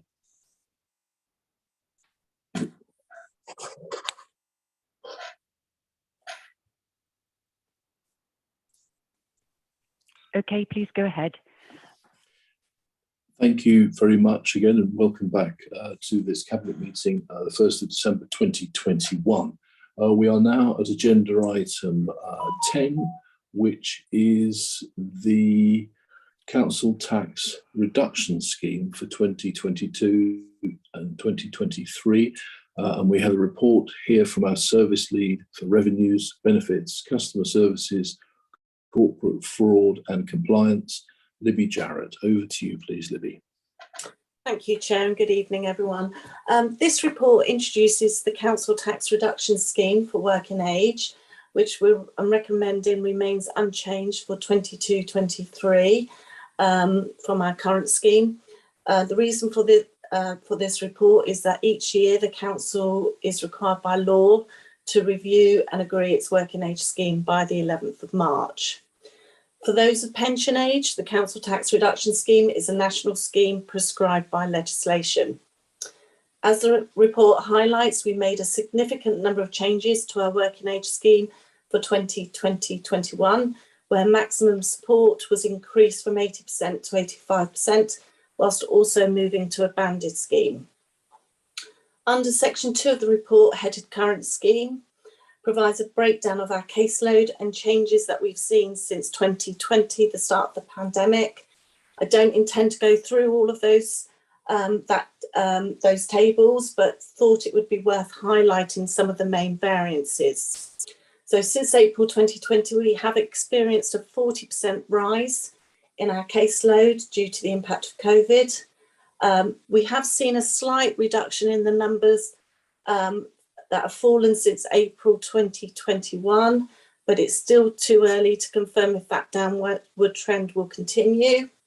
Obviously, the furlough scheme only ended at the end of September, and also we've got the impact of the £20 universal credit uplift that came to an end, and that could result in more people needing to claim, or whether the caseload will fall because people's earnings are now increasing. Table in paragraph 2.5 provides details of how the caseload has changed, broken down by protected characteristics. The biggest increase in caseload is from our residents in employment, which has risen by 27%. Further information on our caseload broken down by parish level is in Appendix 1. Again, just a couple of points to note. Exmouth and Broadcliff still continue to see the highest increases in claims. However, the highest percentage growth is in one of our smaller parishes, Otterton. When looking at the data as a proportion of banded properties, Dunkeswell has the highest proportion of residents claiming CTR. Section 3 of the report sets out the current scheme costs, which is combined with pension age scheme, is circa 9.3 million. As the cost of council tax reduction is funded through the tax base, the cost of the scheme is shared in proportion the amount preceptors receive. So for East Devon, this equates to 7% of the total. Section 4 of the report provides information on arrears, as it is an important indication on the impact our scheme has on our residents' ability to pay, to help inform policy, as well as proactive measures officers can take working with residents who are in arrears. Again, just a few areas to highlight. The highest percentage of those in arrears are £1,000 or less. 56% of households in arrears are households with children, and 36% are those in employment. Since introducing the scheme in 2020, we have seen the proportion of CTR households in arrears fall from 22% in July 2019 compared to now 9.3%. this may be an indication that that now our scheme provides 85% support, or up to 85%, which previously it was only 80%, together with the COVID £150 hardship payment for 2021. This may have helped to limit the number of households falling into arrears. I appreciate there's lots of numbers in there, but it is an early indication that the scheme increasing support has helped to reduce the number in arrears.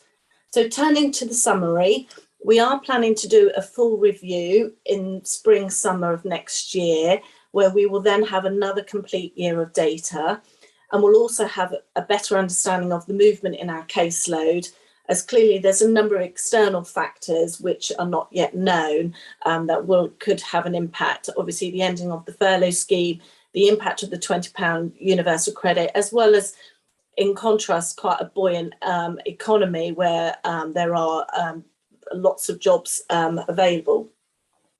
So, and we are looking to present those findings to the poverty panel.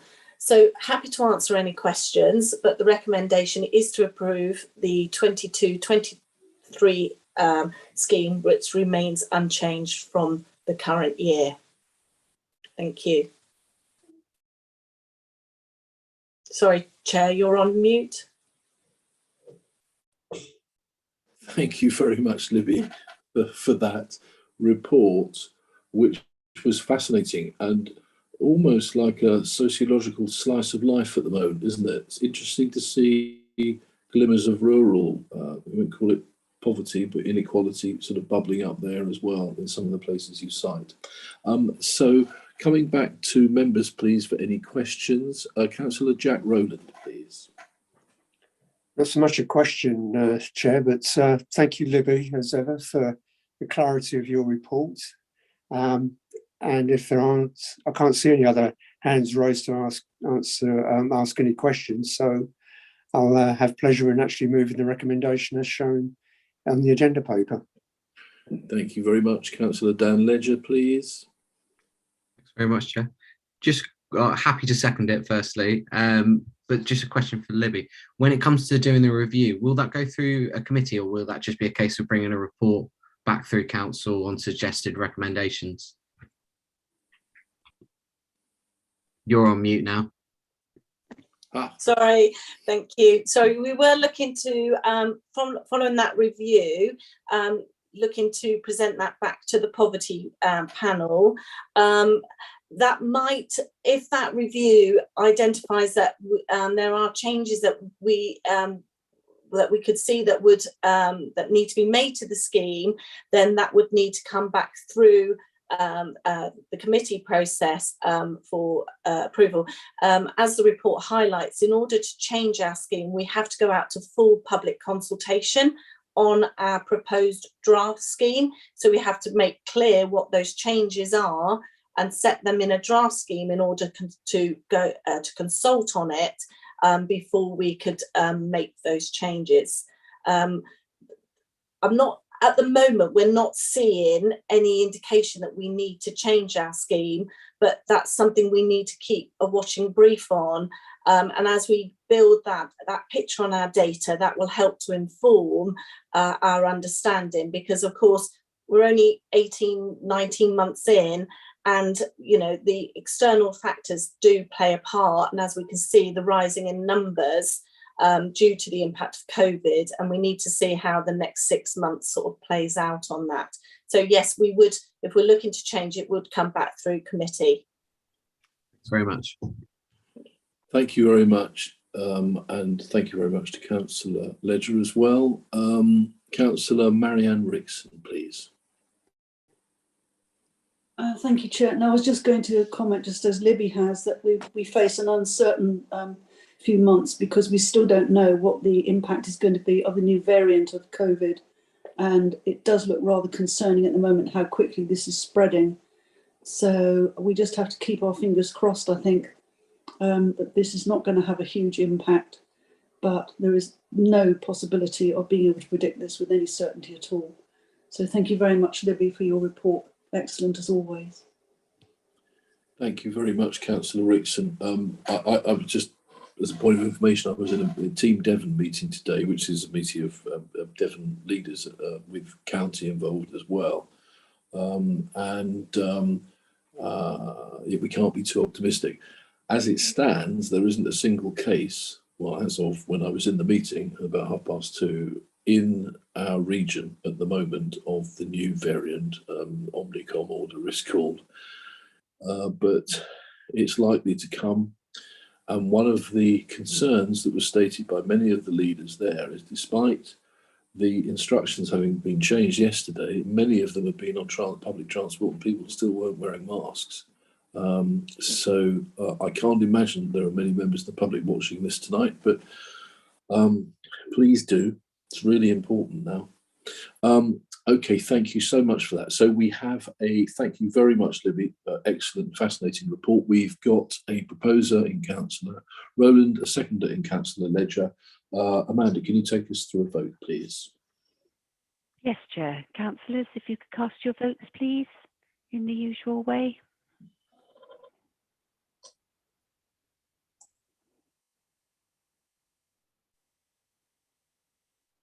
That's unanimous in favour of the recommendations, Chair. Thank you very much, Amanda. We move on now to agenda item 11, the Treasury Management Mid-Year Review for 2021-22. And we have a report presented by our Finance Manager, John Symes, although I noticed Simon Davey is coming off mute. So we have a report from our service lead, etc., etc. Simon Davey, please, on section 151. Thank you, Chair. Nothing to add to the report. It's a standard report that comes to you in terms of monitoring our treasury management activities the first 6 months of the year. No surprises in the report regarding borrowing. Interest is slightly below budget by about 36,000 at the 6-month point. When we set the budget for the current year, we assume that interest rates might rise slightly in the current year, but they haven't as yet. So we're down about £37,000. But the full details are attached to the covering report. Happy to take any questions. Thank you very much, Simon. Any questions from any members outside of Cabinet? No. Would anybody please like to come forward and perhaps, yes, Councillor Jack Rowland. Happy to recommend that we note the report. Thank you, Chair. Thank you very much. Do we have somebody else leaping in? Happy to second, yeah. Thank you, Councillor Paul Hayward. Okay, Amanda, can you take us to a vote, please? Yes, Chair. If you can vote in your usual way, please, councillors.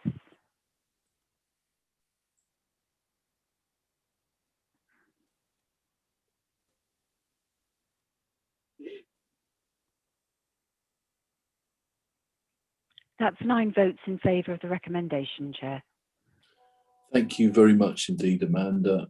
Thank you to both Libby and Simon for staying so long as well, having to listen to the toilet drama. Thank you for that. So now we come to the final item of the evening, which is agenda item 12, the Dalwood Neighbourhood Plan Examiner's Report. And we have a report here presented by Chief Executive Officer Mark Williams. Over to you, please, Mark. Thank you. So I always have a soft spot for those parishes with a good vineyard in them. So can I heartily recommend the Dalwood Neighbourhood Plan to go forward for referendum, please? Very, very good. So many jokes spring to mind. I'm not going to make any of them. Fantastic. Okay. Good. Would anybody like to make any comments on that? Yes, Councillor Dan Ledger, please. Thanks very much, Chair. I cannot beat the comment made by the CEO, so I'll just happily propose it and we'll leave it there. You've had a couple of bottles as well, have you? Okay, I can see what's going on here. So do we have a seconder then, please, for Councillor Ledger? Councillor Rowland, thank you very much indeed. These last few items, we must be breaking records. So in which case, Amanda, can you take us to the vote, please? Yes, Chair. If you could cast your votes, please, councillors.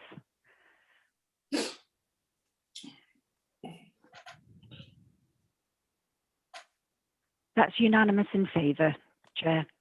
Right, that is absolutely marvellous. Thank you so much, Amanda. Thank you, Mark, and thank you, Dalwood. And that now brings us to the end of this meeting. And can I just remind members that until we are notified that you are off camera and off sound, you can still be heard. But just to finally thank you all for your attendance this evening, and good night. Thank you.